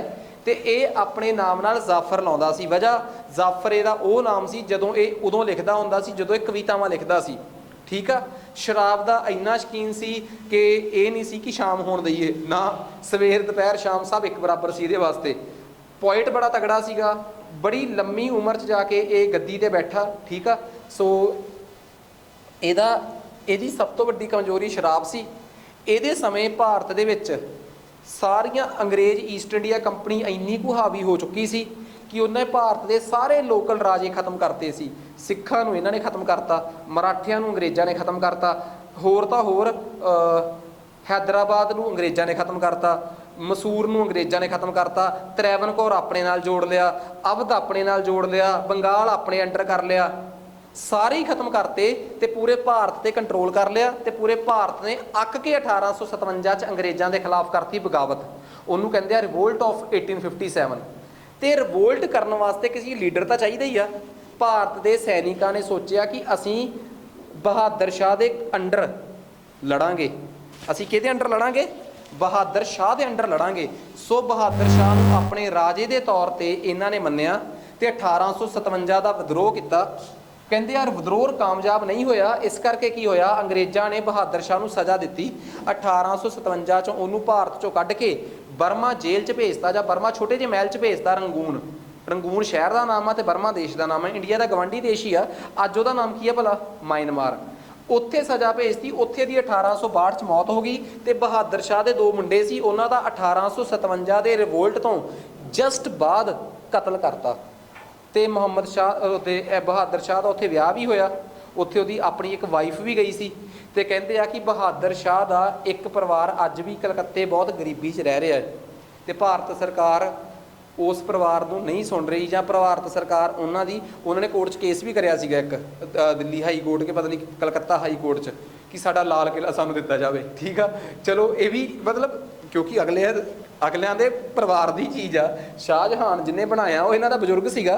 ठीक है, खैर वो चीज़ां तो नहीं हुण मिल सकदियां क्योंकि वो भारत की धरोहर हो गई। पर जे वो परिवार भी तो भारत की धरोहर आ, उन्होंने भी भारत सरकार को सामभना चाहिए है। ठीक है, खैर ये सारी गल क्लीयर हो गई। तो अगे 1857 के रिवोल्ट तो बाद जिहड़ी कंपनी ने भारत च करतूत की 1857 के रिवोल्ट तो बाद मैं अगे जाके पढ़ाऊँगा, भारत जो उस कंपनी का राज भी खत्म हो गया। तो इंग्लैंड की राणी क्वीन विक्टोरिया ने भारत को सीधा अपने कंट्रोल च कर लिया। तो ये कहता कि अज तो बाद जिन्ने भारत च मुगल राजे ने, चाहे मुगल ने चाहे छोटे ने मोटे ने जिन्ने भी ने, भारत च जिन्ने भी राजे ने उन्हां सारिਆਂ ਨੂੰ 1 नवंबर 1858 ਨੂੰ इलाहाबाद हुई मीटिंग च कहता, कित्थे भला? इलाहाबाद हुई मीटिंग च कहता कि अज तो बाद असीं किसी राजे नाल लड़ांगे नहीं, तुहाडा मुगल वंश इंडिया चों खत्म। अज तो बाद छोटे छोटे जिहड़े राजे आ वो अपने आप च आज़ाद ने, पर वो साडे अधीन ने, वो मुगल शासक के अंडर नहीं हैगे क्योंकि हुण भारत च मुगल वंश खत्म हो गया। ऑफिशियली जे कोई मैनूं तरीक पुछे तो मैं कहूँगा 1 नवंबर 1858 राणी विक्टोरिया का अपने चेले वाइसरॉय लॉर्ड कैनिंग के थ्रू भेजा गया मैसेज, जिहड़ा उन्हें भारत के 565 राजियां के सामने 1 नवंबर 1858 नूं पढ़िया। ਉਹਦੇ 'ਚ ਉਹਨੇ पहली लाइन ये कही सी कि अज तो भारत च मुगल वंश का अंत हो चुकिया है, अज तो बाद भारत की राणी क्वीन विक्टोरिया होगी। तुसी सारे 565 ते 565 ਜਾਂ 590 जिन्ने भी होणगे तुसी सारे ਉਹਦੇ राजकुमार होवोगे। तो अज तो बाद तुहाडा राणी नाल संबंध होऊगा, मुगल शासन नाल जां मुगल शासकां नाल तुहाडा कोई संबंध नहीं, तो अज तो बाद कोई मुगल शासक नहीं। सो ये सीगा ऑफिशियल अंत भारत दे विच मुगलों का। जे मैं कहां 1526 तो लैके 1707 तक तो मुगलों ने अपना बड़ा चंगा दौर देखिया, तो 1707 तो लैके 1857 तक मुगलों ने अपना बहुत माड़ा दौर देखिया। स्टोरी समझ आ रही है? यही वो कहानी सी जिहड़ी मैं तुहानूं सुणाउणी सी। ठीक है, हुण आ जाओ अगे क्योंकि मेन्स का आंसर बड़े 3 क्वेश्चन ये आ देखो ना, अगे जाके आप 3 क्वेश्चनों के जवाब देने आ 3 क्वेश्चन के जवाब आप तां ही दे सकांगे ना जे आपां नूं सारी की सारी स्टोरी पता होगी। सो आ जाओ बिना समा खराब करे आप इन्हां नूं डिस्कस करते हैं। छोटे छोटे पॉइंट ने पर आपां क्योंकि ये जो बहुत इंपॉर्टेंट आ, कहते मुगल वंश के डिकलाइन के, मुगल वंश के पतन के की कारण रहे आ, मुगल वंश के, मुगल साम्राज्य के पतन के कुछ कारण जिहड़े तुसीं डिस्कस करना चाहो। औरंगजेब की डैकन पॉलिसी, कहते औरंगजेब की डैकन पॉलिसी का बेसिकली की कारण, की क्यों ये कारण रही है। औरंगजेब अपनी जिंदगी औरंगजेब 1658 च राजा बनता है तो 1707 तक वो राजा रहिंदा है, तो 1680 तो लैके 1707 अपनी जिंदगी का अद्धा साल, पंजाबी च कह लो अखीरले 25 साल, सीधा साहब पंजाबी च कह लो अपनी जिंदगी के अखीरले 25 साल औरंगजेब दिल्ली थोड़ा रहा, डैकन वाले पासे रहा। दखण वाले पासे छोटियां छोटियां रियासतां सीगियां, अहमदनगर, बिदर, ठीक आ, गोलकुंडा, वो बराड़, वो बंदा उन्हां बीजापुर, 5 रियासतां ते गिनातियां, होर मराठे अड्ड सीगे, ठीक आ, विजयनगर अंपायर अड्ड सीगा। वो बंदा एडा नलैक, वो छोटियां छोटियां रियासतां जिहड़ियां कि उधर बड़े तरीके नाल सैटल्ड सी, उन्हां च उलझदा रहा। ਉਹਦੇ ਕਰਕੇ ਉਹ ਬਾਕੀ ਆਪਣੇ ਇਲਾਕਿਆਂ ਤੇ ਧਿਆਨ ਨਹੀਂ ਦੇ ਸਕਿਆ ਤੇ ਹੌਲੀ ਹੌਲੀ ਜਿਹੜੇ ਇੱਧਰ ਦੇ ਗਵਰਨਰ ਸੀ ਬੰਗਾਲ ਬੰਗੂਲ ਵਾਲੇ, ਉਹਦੇ ਸਮੇਂ ਉਹਨਾਂ ਨੇ ਸਿਰ ਤਾਂ ਨਹੀਂ ਚੱਕਿਆ ਪਰ ਤਿਆਰੀ 'ਚ ਆ ਗਏ ਤੇ ਉਹਦੇ ਮਰਨ ਦੀ ਵੇਟ ਕੀਤੀ ਨਾਲ ਦੀ ਨਾਲ ਠਾ। ਮੇਰੀ ਗੱਲ ਸਮਝ ਗਏ। ਉਹਨੇ ਆਪਣਾ ਬਹੁਤ ਸਮਾਂ ਮਰਾਠਿਆਂ ਦੇ ਨਾਲ ਹਮਲਿਆਂ 'ਚ ਗੁਜ਼ਾਰਤਾ, ਉੱਥੇ ਹੀ ਉਹਦੀ ਮੌਤ ਹੋ ਗਈ ਤੇ ਪੂਰੇ ਭਾਰਤ ਤੋਂ ਉਹਦਾ ਕੰਟਰੋਲ ਆਪਣੇ ਆਪ ਖਤਮ ਹੋ ਗਿਆ। ਉਹਦੀ ਜਿਹੜੀ ਆ ਦੱਖਣ ਨੂੰ ਲੈ ਕੇ ਨੀਤੀ ਸੀ ਨਾ, ਡੈਕਨ ਨੂੰ ਲੈ ਕੇ, ਡੈਕਨ ਮਤਲਬ ਦੱਖਣ ਨੂੰ ਲੈ ਕੇ ਜਿਹੜੀ ਨੀਤੀ ਸੀ ਉਹ ਭਾਰਤ 'ਚ ਮੁਗਲਾਂ ਦੇ ਡਿਕਲਾਈਨ ਪਤਨ ਦਾ ਇੱਕ ਕਾਰਨ ਸਾਬਤ ਹੋਈ ਆ। ਪੁਆਇੰਟ ਸਮਝ ਆ ਗਿਆ। ਨੈਕਸਟ ਅੱਗੇ ਆ ਜਾਓ। ਕਹਿੰਦਾ ਰਿਲੀਜੀਅਸ ਪੋਲਿਸੀ, ਕਹਿੰਦੇ ਔਰੰਗਜ਼ੇਬ ਹੀ ਇੱਕ ਅਜਿਹਾ ਰਾਜਾ ਸੀ ਜਿਹੜਾ ਬੜਾ ਕੱਟੜ ਸੀਗਾ, ਇੱਥੋਂ ਤੱਕ ਕਿ ਉਹਨੇ ਆਪਣੇ ਸਮੇਂ, ਉਹਦੇ ਸਮੇਂ ਨਾ ਇੱਕ ਉਹ ਹੁੰਦਾ ਜੀ ਵਾਰਿਸ ਸ਼ਾਹ, ਸੁਣਿਆ ਵਾਰਿਸ ਸ਼ਾਹ ਦੇ ਵਾਜੇ ਵੂਜੇ 'ਚ ਚਕਵਾਤੇ ਸੀਗੇ, ਵਾਰਿਸ ਸ਼ਾਹ ਉਹਦਾ ਗੁਰੂ ਸਭ ਦੇ ਭਾਂਡੇ ਭੁੰਡੇ ਚਕਵਾਤੇ, ਕਹਿੰਦਾ ਮੈਨੂੰ ਕੋਈ ਮਿਊਜ਼ਿਕ ਨਹੀਂ ਚਾਹੀਦਾ। ਇੱਥੋਂ ਤੱਕ ਕਿ ਦੂਜੇ ਧਰਮਾਂ ਨੂੰ ਤੇ ਉਹਨੇ ਕੀ ਬਰਦਾਸ਼ਤ ਕਰਨਾ, ਮੁਸਲਿਮਸ ਦੇ ਵਿੱਚ ਵੀ ਉਹ ਸੁੰਨੀਆਂ ਨੂੰ ਛੱਡ ਕੇ ਸ਼ੀਆ, ਸੂਫੀ ਤੇ ਹੋਰ ਛੋਟੇ ਮੋਟੇ ਕਿੰਨੇ ਪੰਥ ਸੀਗੇ, ਕਿਸੇ ਨੂੰ ਬਰਦਾਸ਼ਤ ਨਹੀਂ ਸੀ ਕਰਦਾ। ਉਹਦੀ ਇੰਨੀ ਧਾਰਮਿਕ ਕੱਟੜਤਾ ਜਿਹੜੀ ਸੀਗੀ, ਉਹਨੇ ਅੱਧੇ ਮੁਸਲਮਾਨ ਤੇ ਬਾਕੀ ਦੇ ਸਾਰੇ ਧਰਮ ਉਹਦੇ ਦੁਸ਼ਮਣ ਬਣਾਤੇ। ਇਹ ਵੀ ਇੱਕ ਬਹੁਤ ਵੱਡਾ ਕਾਰਨ ਸੀ ਕਿ ਉਹਦੇ ਮਰਨ ਤੋਂ ਬਾਅਦ, ਠੀਕ ਆ, ਬ੍ਰਾਹਮਣ ਵੀ ਉਹਦੇ ਹੱਕ 'ਚ ਨਹੀਂ ਆਏ। ਉਹਨੇ ਸਾਰਿਆਂ ਤੇ ਨੌਨ ਮੁਸਲਿਮਸ ਤੇ ਜਜ਼ੀਆ ਲਾਤਾ। ਟੌਪ ਕਲਾਸ ਤੇ ਵੀ ਜਦੋਂ ਤੁਸੀਂ ਜਜ਼ੀਆ ਲਾ ਦੋਗੇ ਤਾਂ ਬ੍ਰਾਹਮਣਾਂ ਦੇ ਹੱਥ 'ਚ ਕਿੰਨਾ ਕੰਟਰੋਲ ਹੋਊਗਾ। ਕਿਸੇ ਵੀ ਬਰਾਦਰੀ ਦੇ ਵਿੱਚ ਜਿਹੜੀ ਟੌਪ ਕਲਾਸ ਹੁੰਦੀ ਆ ਨਾ, ਉਹਦਾ ਬੜਾ ਪ੍ਰਭਾਵ ਹੁੰਦਾ ਦੂਜਿਆਂ ਤੇ। ਇਸ ਕਰਕੇ ਘੱਟੋ ਘੱਟ ਉਹਨਾਂ ਨੂੰ ਇੱਕ ਗੱਲ ਦੱਸੋ, ਅੱਜ ਦੀ ਟੌਪ ਕਲਾਸ ਕਿਹੜੀ ਆ? ਮੀਡੀਆ। ਜਿਹੜੀ ਵੀ ਸਰਕਾਰ ਸੱਤਾ 'ਚ ਆਉਂਦੀ ਆ ਉਹਦੇ ਤੇ ਇਹ ਆਰੋਪ ਕਿਉਂ ਲੱਗਦੇ ਆ ਕਿ ਇਹਨਾਂ ਨੇ ਮੀਡੀਆ ਖਰੀਦ ਲਿਆ? ਕਿਉਂਕਿ ਉਹ ਅੱਜ ਦੀ ਟੌਪ ਕਲਾਸ ਆ। ਉਹਨਾਂ ਸਮਿਆਂ ਦੀ ਟੌਪ ਕਲਾਸ ਬ੍ਰਾਹਮਣ ਹੁੰਦੇ ਸੀ। ਜੇ ਤੁਸੀਂ ਉਹਨਾਂ ਤੇ ਵੀ ਜਜ਼ੀਆ ਲਾ ਦੋਗੇ, ਉਹ ਹਿੰਦੂਆਂ ਨੂੰ, ਆਮ ਹਿੰਦੂਆਂ ਨੂੰ ਤੁਹਾਡੇ ਖਿਲਾਫ ਭੜਕਾ ਨਹੀਂ ਦੇਣਗੇ। ਓਬਵੀਅਸਲੀ ਗੱਲ ਆ। ਸੋ ਇਹ ਇੱਕ ਕਾਰਨ ਰਿਹਾ। ਇੱਕ ਵੱਡਾ ਕਾਰਨ ਉਹਦੇ ਕਮਜ਼ੋਰ ਸਕਸੈਸਰਸ। ਸਾਫ਼ ਪਤਾ ਲੱਗਦਾ ਕਿ ਬਹਾਦਰ ਸ਼ਾਹ ਤੋਂ ਲੈ ਕੇ ਬਹਾਦਰ ਸ਼ਾਹ ਜਾਫਰ ਤੱਕ ਸਾਰੇ ਜਿੰਨੇ ਉਹਦੇ ਅਗਲੇ ਵੰਸ਼ਜ ਆ ਸਾਰੇ ਕਮਜ਼ੋਰ ਆ। ਕਿਸੇ ਇੱਕ 'ਚ ਨਹੀਂ ਐਡੀ ਹਿੰਮਤ ਕਿ ਉਹ ਦੁਬਾਰਾ ਮੁਗਲ ਵੰਸ਼ ਨੂੰ ਖੜਾ ਕਰ ਸਕੇ। ਸੋ ਇਹ ਵੀ ਇੱਕ ਕਾਰਨ ਰਿਹਾ ਇਹਨਾਂ ਦੇ ਪਤਨ ਦਾ। ਅੱਗੇ ਆ ਜਾਓ। ਨੋਬਲਸ ਇਨਫਲੂਐਂਸ ਆ ਜਾਓ ਬਈ। ਜ਼ੁਲਫੀਕਰ ਖਾਨ ਤੋਂ ਸ਼ੁਰੂ ਹੋ ਜਾਓ, ਫਿਰ ਉਸ ਤੋਂ ਬਾਅਦ ਸੈਯਦ ਭਰਾ ਆਏ, ਇਮਾਦ ਉਲ ਮਲਕ। ਇਹ ਕੌਣ ਨੇ? ਇਹ ਦਿੱਲੀ ਦਰਬਾਰ ਦੇ ਉਹ ਨੋਬਲਸ ਨੇ, ਉਹ ਵਜ਼ੀਰ ਨੇ ਜਿਨ੍ਹਾਂ ਨੇ ਰਾਜਿਆਂ ਤੇ ਆਪਣਾ ਕੰਟਰੋਲ ਰੱਖਿਆ ਤੇ ਇਹਨਾਂ ਰਾਜਿਆਂ ਨੂੰ ਆਪਣੀ ਉਂਗਲੀ ਤੇ ਨਚਾਇਆ। ਯਾਦ ਆ ਸੈਯਦ ਭਰਾਵਾਂ ਨੇ ਕੀ ਕੀਤਾ, ਜ਼ੁਲਫੀਕਰ ਖਾਨ ਨੇ ਕੀ ਕੀਤਾ ਤੇ ਇਮਾਦ ਉਲ ਮਲਕ ਨੇ, ਬਿਲਕੁਲ ਜਿਹਨੇ ਅਹਿਮਦ ਸ਼ਾਹ ਨੂੰ ਰਾਜਾ ਬਣਾਇਆ ਸੀ, ਉਹਨੇ ਕੀ ਕੀਤਾ। ਇਹੋ ਜਿਹੇ ਵਜ਼ੀਰਾਂ ਦੇ ਹੱਥ 'ਚ ਕਮਾਂਡ ਰਹੀ ਆ। ਉਹਨਾਂ ਨੇ ਵੀ ਮੁਗਲ ਅੰਪਾਇਰ ਨੂੰ, ਮੁਗਲ ਸਮਰਾਜ ਨੂੰ ਖਤਮ ਕਰਨ 'ਚ, ਢਾਹ ਲਾਉਣ 'ਚ ਬੜਾ ਵੱਡਾ ਰੋਲ ਅਦਾ ਕੀਤਾ ਹੈ। ਸੋ ਇਹ ਵੀ ਅਗਲਾ ਕਾਰਨ ਹੋ ਗਿਆ। ਠੀਕ ਆ। ਅਗਲਾ ਆ ਗਿਆ ਟਸਲ ਬਿਟਵੀਨ ਫੈਕਸ਼ਨਸ। ਇਹ ਜਿਹੜੀਆਂ ਉਸ ਟਾਈਮ ਧੜੇਬੰਦੀਆਂ ਸੀ ਉਹਨਾਂ ਦੇ ਵਿਚਲੀ ਖੁੰਦਕ ਵੀ ਬੜਾ ਵੱਡਾ ਕਾਰਨ ਬਣੀ ਆ। ਹੁਣ ਇੱਕ ਗੱਲ ਦੱਸੋ, ਇਹ ਕਿਹੜੇ ਫੈਕਸ਼ਨਸ? ਉਹ ਦਿੱਲੀ ਦੇ ਮੁਗਲ, ਦਿੱਲੀ ਦੇ ਦਰਬਾਰ ਦੇ ਮੁਗਲ ਬਾਹਰੋਂ ਦੇਖਣ ਨੂੰ ਮੁਗਲ ਲੱਗਦੇ ਸੀ, ਪਰ ਉਹਨਾਂ ਦੇ ਵਿੱਚ ਵੀ ਇੱਕ ਪੰਗਾ ਸੀ। ਜੇ ਸਪੋਜ਼ ਕਰੋ ਪੰਜਾਬੀ ਇਹ ਕਹਿ ਕੇ ਚੰਡੀਗੜ੍ਹ ਦੇ ਵਿੱਚ ਪੰਜਾਬੀ ਇਕੱਠੇ ਹੋਣ ਤੇ ਹਰਿਆਣੇ ਨਾਲ ਲੜਨਾ ਹੋਵੇ ਤੇ ਪੰਜਾਬੀ ਆਪਸ 'ਚ ਇਹ ਲੜਨ ਕਿ ਆਪਾਂ ਇਹਨਾਂ ਨਾਲ ਲੜਨ ਨਹੀਂ ਜਾਣਾ ਯਾਰ, ਇਹਨਾਂ ਦੀ ਟੋਲੀ 'ਚ ਨਹੀਂ ਜਾਣਾ, ਇਹ ਤਾਂ ਮਲਵਈ ਆ ਸਾਰੇ, ਆਪਾਂ ਤੇ ਮਾਝੇ ਵਾਲੇ ਆ ਜਾਂ ਆਪਾਂ ਦੁਆਬੇ ਵਾਲੇ ਆ। ਪੰਜਾਬੀ ਮਾਝੇ, ਮਲਵਈ ਤੇ ਦੁਆਬੇ ਦੇ ਹੋਣ ਕਰਕੇ ਹੀ ਲੜੀ ਜਾਣ, ਤਾਂ ਕੀ ਉਹ ਕਿਸੇ ਲੜਾਈ ਨੂੰ ਵਧੀਆ ਲੜ ਸਕਦੇ ਆ? ਮੁਗਲ ਔਰੰਗਜ਼ੇਬ ਤੋਂ ਬਾਅਦ ਮੁਗਲ ਹੋਣ ਦੀ ਬਜਾਏ ਕਈ ਤੁਰਾਨੀ ਬਣ ਗਏ, ਕੋਈ ਈਰਾਨੀ ਬਣ ਗਏ, ਕੋਈ ਅਫਗਾਨ ਬਣ ਗਏ, ਜਿਹੜੇ ਜਿੱਥੋਂ ਜਿੱਥੋਂ ਦੇ ਇਲਾਕੇ 'ਚੋਂ ਆਏ ਸੀ ਆਪਣੇ ਤਖੱਲਸ ਤੋਂ ਅਹਿਮੀਅਤ ਦੇਣ ਲੱਗ ਪਏ ਤੇ ਫਿਰ ਉਹ ਮੁਗਲ ਥੋੜ੍ਹਾ ਰਹੇ, ਉਹ ਤਾਂ ਅਗਲੀਆਂ ਬਰਾਦਰੀਆਂ 'ਚ ਉਲਝ ਗਏ। ਠੀਕ ਹੈ ਨਾ। ਤਾਂ ਉਦੋਂ ਤੱਕ ਫਿਰ ਉਹ ਲੜਾਈ ਏਕਤਾ ਨਹੀਂ ਰਹੂਗੀ। ਜਦੋਂ ਇੱਕ ਸਿੱਖ ਤੋਂ ਬਾਅਦ ਇੱਕ ਸੈਣੀ ਜੱਟ 'ਚ ਤਬਦੀਲ ਹੋ ਜਾਊਗਾ ਤਾਂ ਕੀ ਉਹ ਸਿੱਖੀ ਸਿਧਾਂਤਾਂ ਤੇ ਲੜ ਸਕਦਾ? ਉਹ ਸਿੱਖ ਕਦੇ ਵੀ ਨਹੀਂ ਲੜ ਸਕਦਾ। ਐਵੇਂ ਹੀ ਹਰ ਇੱਕ ਧਰਮ ਦੀ ਗੱਲ ਆ। ਤੇ ਮੁਸਲਮਾਨਾਂ ਦੀ ਗੱਲ ਮੈਂ ਉਸੇ ਕੰਟੈਕਸਟ 'ਚ ਸੁਣਾਈਆਂ ਤੁਹਾਨੂੰ। ਇਹ ਧੜੇਬੰਦੀਆਂ ਸੀ ਇਹਨਾਂ ਦੀਆਂ। ਉਸ ਤੋਂ ਬਾਅਦ ਅੱਗੇ ਆ ਗਈਆਂ ਆਰਥਿਕ ਸਮੱਸਿਆਵਾਂ ਤੇ ਪ੍ਰਸ਼ਾਸਨਿਕ ਸਮੱਸਿਆਵਾਂ। ਆਰਥਿਕ ਤੇ ਪ੍ਰਸ਼ਾਸਨਿਕ, ਇਕਨੋਮਿਕ ਤੇ ਐਡਮਿਨਿਸਟ੍ਰੇਟਿਵ ਕਾਰਨ ਕੀ ਸੀਗੇ? ਕਹਿੰਦੇ ਉਹਨਾਂ ਸਮਿਆਂ ਦੇ, ਦੇਖੋ ਇੱਕ ਗੱਲ ਤਾਂ ਬੜੀ ਕਲੀਅਰ ਆ ਕਿ ਜਿਹੜਾ ਔਰੰਗਜ਼ੇਬ ਸੀ ਨਾ, ਉਹਨੇ ਜਗੀਰਾਂ ਇਕੱਠੀਆਂ ਕਰਨ ਵਾਸਤੇ, ਜਾਣੀ ਕਿ ਜ਼ਮੀਨਾਂ ਤੋਂ ਟੈਕਸ ਇਕੱਠਾ ਕਰਨ ਵਾਸਤੇ ਕੀ ਕੀਤਾ? ਉਹਨੇ ਨਾ ਟੈਕਸ ਵਧਾਤਾ ਇੱਕ ਵਾਰ, ਠੀਕ ਆ। ਉਹ ਟੈਕਸ ਵਧਾ ਕੇ ਸ਼ੁਰੂ 'ਚ ਤਾਂ ਟੈਕਸ ਜ਼ਿਆਦਾ ਕਲੈਕਟ ਕਰ ਲਿਆ ਕਿਉਂਕਿ ਪੈਸੇ ਦੀ ਬਹੁਤ ਲੋੜ ਸੀ। ਔਰੰਗਜ਼ੇਬ ਨੂੰ ਪੈਸੇ ਦੀ ਇੰਨੀ ਲੋੜ ਕਿਉਂ ਸੀ? ਲੜਾਈਆਂ ਥੋੜੀ ਜਗ੍ਹਾ ਤੇ ਸੇੜ ਰੱਖੀਆਂ ਸੀ, ਕਿਤੇ ਹਰ ਤੀਜੇ ਬੰਦੇ ਨਾਲ ਤੇ ਲੜਨ ਬਹਿ ਜਾਂਦਾ ਸੀਗਾ। ਉਹਦੇ ਵਾਸਤੇ ਟੈਕਸ ਵਧਾਤਾ। ਸ਼ੁਰੂ 'ਚ ਤਾਂ ਜਗੀਰਦਾਰਾਂ ਨੇ ਵੀ ਅੱਗੇ ਟੈਕਸ ਵਧਾਤਾ ਕਿਸਾਨਾਂ ਤੇ, ਪਰ ਹੌਲੀ ਹੌਲੀ ਉਹ ਕਿਸਾਨ ਜਗੀਰਦਾਰਾਂ ਦੇ ਖਿਲਾਫ ਹੋ ਗਏ, ਜਗੀਰਦਾਰ ਰਾਜਿਆਂ ਦੇ ਖਿਲਾਫ ਹੋ ਗਏ ਤੇ ਰਾਜੇ ਮੁਗਲਾਂ ਦੇ, ਉਹਦੇ ਔਰੰਗਜ਼ੇਬ ਦੇ ਖਿਲਾਫ ਹੋ ਗਏ। ਜਿਹੜੇ ਛੋਟੇ ਛੋਟੇ ਗਵਰਨਰ, ਰਾਜੇ ਦਾ ਮਤਲਬ ਕੀ ਹੋ ਗਏ ਭਲਾ? ਦਿੱਲੀ ਦਾ ਰਾਜਾ, ਸੌਰੀ ਅਵਧ ਦਾ ਰਾਜਾ ਜਾਂ ਅਵਧ ਦਾ ਗਵਰਨਰ, ਹੈਦਰਾਬਾਦ ਦਾ ਗਵਰਨਰ। ਤਾਂ ਐਵੇਂ ਤੁਸੀਂ ਸ਼ੁਰੂ 'ਚ ਤਾਂ ਟੈਕਸ ਵਧਾਇਆ ਜ਼ਿਆਦਾ ਇਕੱਠਾ ਕਰਨ ਵਾਸਤੇ, ਪਰ ਉਹ ਬਾਅਦ 'ਚ ਤੁਹਾਡੀ ਐਡਮਿਨਿਸਟ੍ਰੇਸ਼ਨ, ਪ੍ਰਸ਼ਾਸਨ ਤੁਹਾਡੇ ਖਿਲਾਫ ਹੋ ਜੇ, ਤਾਂ ਇਹ ਵੀ ਇੱਕ ਬੜਾ ਵੱਡਾ ਕਾਰਨ ਸੀ, ਆਰਥਿਕ ਕਾਰਨ ਸੀਗਾ। ਸ਼ੁਰੂ 'ਚ ਤਾਂ ਇਹਨੇ ਫਾਇਦਾ ਦਿੱਤਾ, ਫਿਰ ਉਸ ਤੋਂ ਬਾਅਦ ਹੌਲੀ ਹੌਲੀ ਟੈਕਸ ਬੇਸ ਜਿਹੜਾ ਸੀਗਾ ਉਹ ਬੜਾ ਘਟ ਗਿਆ। ਵਜ੍ਹਾ ਟੈਕਸ ਬੇਸ ਘਟਣ ਦਾ ਮਤਲਬ ਵੀ, ਇੱਕ ਗੱਲ ਦੱਸੋ, ਵਟ ਇਜ਼ ਟੈਕਸ ਬੇਸ? ਜਦੋਂ ਜ਼ਿਆਦਾ ਟੈਕਸ ਲੋਕ ਦੇਣ ਉਹਨੂੰ ਟੈਕਸ ਬੇਸ ਨਹੀਂ ਕਹਿੰਦੇ। ਟੈਕਸ ਬੇਸ ਦਾ ਮਤਲਬ ਹੁੰਦਾ ਜਦੋਂ ਜ਼ਿਆਦਾ ਲੋਕ ਟੈਕਸ ਦੇਣ, ਉਹਨੂੰ ਟੈਕਸ ਬੇਸ ਕਹਿੰਦੇ ਆ। ਮੁਗਲਾਂ 'ਚ ਔਰੰਗਜ਼ੇਬ ਤੋਂ ਬਾਅਦ ਟੈਕਸ ਬੇਸ ਵਧਿਆ ਕਿ ਘਟਿਆ? ਘਟਿਆ। ਸਿੰਪਲ ਜੀ ਜਵਾਬ ਆ। ਔਰੰਗਜ਼ੇਬ ਤੋਂ ਬਾਅਦ ਦਿੱਲੀ ਦੇ ਮੁਗਲ ਸ਼ਾਸਨ ਦੇ ਥੱਲੇ ਜਿਹੜਾ ਇਲਾਕਾ ਸੀ ਉਹ ਵਧਿਆ ਕਿ ਘਟਿਆ? ਘਟ ਗਿਆ, ਕਿਉਂਕਿ ਕਦੀ ਅਵਧ ਅੱਡ ਹੋ ਗਿਆ, ਕਦੀ ਬੰਗਾਲ ਅੱਡ ਹੋ ਗਿਆ, ਕਦੀ ਹੈਦਰਾਬਾਦ। ਤਾਂ ਉੱਥੋਂ ਦੇ ਲੋਕ ਹੁਣ ਮੁਗਲਾਂ ਨੂੰ ਟੈਕਸ ਦੇਣਗੇ? ਨਹੀਂ। ਤਾਂ ਮੁਗਲਾਂ ਕੋਲ ਜਿਹੜਾ ਟੈਕਸ ਇਕੱਠਾ ਹੁੰਦਾ ਸੀ, ਕਰ ਇਕੱਠਾ ਹੁੰਦਾ ਸੀ, ਮਾਲੀਆ ਇਕੱਠਾ ਹੁੰਦਾ ਸੀ, ਉਹ ਪਹਿਲਾਂ ਨਾਲੋਂ ਵਧੂਗਾ ਕਿ ਘਟੂਗਾ? ਘਟੂਗਾ। ਇਹਨੂੰ ਕਹਿੰਦੇ ਟੈਕਸ ਬੇਸ ਘਟ ਗਿਆ।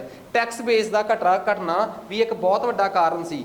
ਉਸ ਤੋਂ ਅਗਲਾ ਕਾਰਨ, ਬਹਾਦਰ ਸ਼ਾਹ ਤੋਂ ਲੈ ਕੇ ਬਹਾਦਰ ਸ਼ਾਹ 2 ਤੱਕ ਮੁਗਲਾਂ ਨੇ ਲੜਾਈਆਂ ਜਿੱਤੀਆਂ ਘੱਟ ਆ, ਹਾਰੀਆਂ ਜ਼ਿਆਦਾ ਹੈ। ਚਾਹੇ ਨਾਦਰ ਸ਼ਾਹ, ਚਾਹੇ ਅਹਿਮਦ ਸ਼ਾਹ ਅਬਦਾਲੀ ਆ, ਚਾਹੇ ਉਹਦੇ ਹਮਲੇ ਆ, ਚਾਹੇ ਨਾਦਰ ਸ਼ਾਹ ਦੇ ਹਮਲੇ ਆ, ਚਾਹੇ ਮੁਗਲ ਉਹਦੇ ਮਰਾਠਿਆਂ ਦੇ ਹਮਲੇ ਆ, ਚਾਹੇ ਅੰਗਰੇਜ਼ਾਂ ਦੇ ਨਾਲ ਲੜਾਈਆਂ ਏ, ਮੁਗਲ ਹਾਰੀ ਗਏ ਆ। ਤੇ ਹਾਰ ਕੇ ਸੈਨਾ ਦਾ ਮੁਰਾਲ ਬੜਾ ਡਿੱਗ ਗਿਆ ਤੇ ਸੈਨਾ ਦਾ ਕਮਜ਼ੋਰ ਪਿਆ ਮੁਰਾਲ, ਜਿਹੜਾ ਸੀਗਾ ਹੌਸਲਾ ਸੀ ਜਿਹੜਾ ਕਮਜ਼ੋਰ ਪੈ ਗਿਆ। ਉਹ ਵੀ ਇੱਕ ਬਹੁਤ ਵੱਡਾ ਕਾਰਨ ਸਾਬਤ ਹੋਇਆ ਮੁਗਲਾਂ ਦੇ ਕਮਜ਼ੋਰ ਹੋਣ ਦਾ।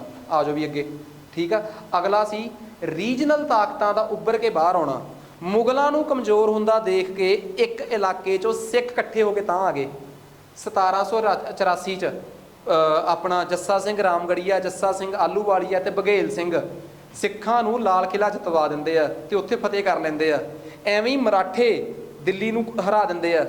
ਐਵੇਂ ਹੀ ਹੋਰ ਛੋਟੀਆਂ ਮੋਟੀਆਂ ਤਾਕਤਾਂ ਜਿਹੜੀਆਂ ਉੱਭਰ ਰਹੀਆਂ ਸੀਗੀਆਂ, ਉਹ ਮੁਗਲਾਂ ਦੇ ਕਮਜ਼ੋਰ ਪੈਣ ਦਾ ਇੱਕ ਕਾਰਨ ਬਣੀਆਂ। ਤੇ ਕਾਰਨ ਵੀ ਬਣੀਆਂ ਕਿਉਂਕਿ ਇਹਨਾਂ ਨੇ ਸਾਈਡ ਤੋਂ ਮੁਗਲਾਂ ਨੂੰ ਹੌਲੀ ਹੌਲੀ ਖੋਰਾ ਲਾਈ ਰੱਖਿਆ, ਖਤਮ ਕਰਨਾ ਸ਼ੁਰੂ ਕਰੀ ਰੱਖਿਆ। ਤੇ ਉਹ ਵੀ ਇੱਕ ਬਹੁਤ ਵੱਡਾ ਕਾਰਨ ਬਣੀਆਂ ਜਿਹੜੀਆਂ ਲੋਕਲ ਤਾਕਤਾਂ ਸੀ, ਉਹਨਾਂ ਨੂੰ ਮੈਂ ਪੰਜਾਬੀ 'ਚ ਕਹੂੰਗਾ ਲੋਕਲ ਤਾਕਤਾਂ, ਠੀਕ ਆ, ਜਿਨ੍ਹਾਂ ਨੇ ਬੜਾ ਨੁਕਸਾਨ ਪਹੁੰਚਾਇਆ। ਜਿਨ੍ਹਾਂ 'ਚ ਸਿੱਖ ਸੀਗੇ, ਮਰਾਠੇ ਸੀਗੇ ਤੇ ਰਾਜਪੂਤ। ਆ ਮੋਟੇ ਤੌਰ ਤੇ 3 ਤਾਕਤਾਂ ਜਿਨ੍ਹਾਂ ਨੇ ਮੁਗਲਾਂ ਨੂੰ ਐਂਡ 'ਚ ਖਾਰਾ ਲਾਤਾ।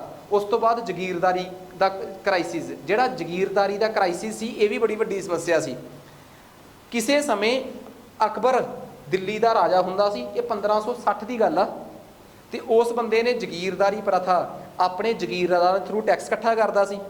ਉਹਨਾਂ ਜਗੀਰਦਾਰਾਂ ਨੂੰ ਕਿਹਾ ਸੀ ਕਿ ਤੁਸੀਂ ਆਪੋ ਆਪਣੇ ਇਲਾਕੇ ਦੇ ਮਨਸਬ ਹੋ, ਤੁਹਾਡੇ ਕੋਲ 7000 ਘੋੜੇ ਵੀ ਹੋਣਗੇ, ਤੁਸੀਂ 7000 ਘੋੜਿਆਂ ਦੀ ਰੱਖਿਆ ਵੀ ਕਰਨੀ ਆ, ਜਾਂ 5000 ਜਾਂ 4000 ਜਾਂ 200 ਜਿੰਨੇ ਮਰਜ਼ੀ ਘੋੜੇ, ਫਿਰ ਤੁਸੀਂ ਸੈਨਾ ਵੀ ਰੱਖਣੀ ਆ, ਉਹਦਾ ਖਰਚਾ ਵੀ ਕੱਢਣਾ ਹੈ। ਉਸ ਤੋਂ ਬਾਅਦ ਤੁਸੀਂ ਆਪਣੇ ਇਲਾਕੇ 'ਚ ਟੈਕਸ ਇਕੱਠਾ ਕਰਕੇ ਆਪਣੇ ਖਰਚੇ ਕੱਢ ਕੇ ਬਾਕੀ ਖਰਚਾ ਦਿੱਲੀ ਜਮ੍ਹਾਂ ਕਰਾਉਣਾ ਹੈ।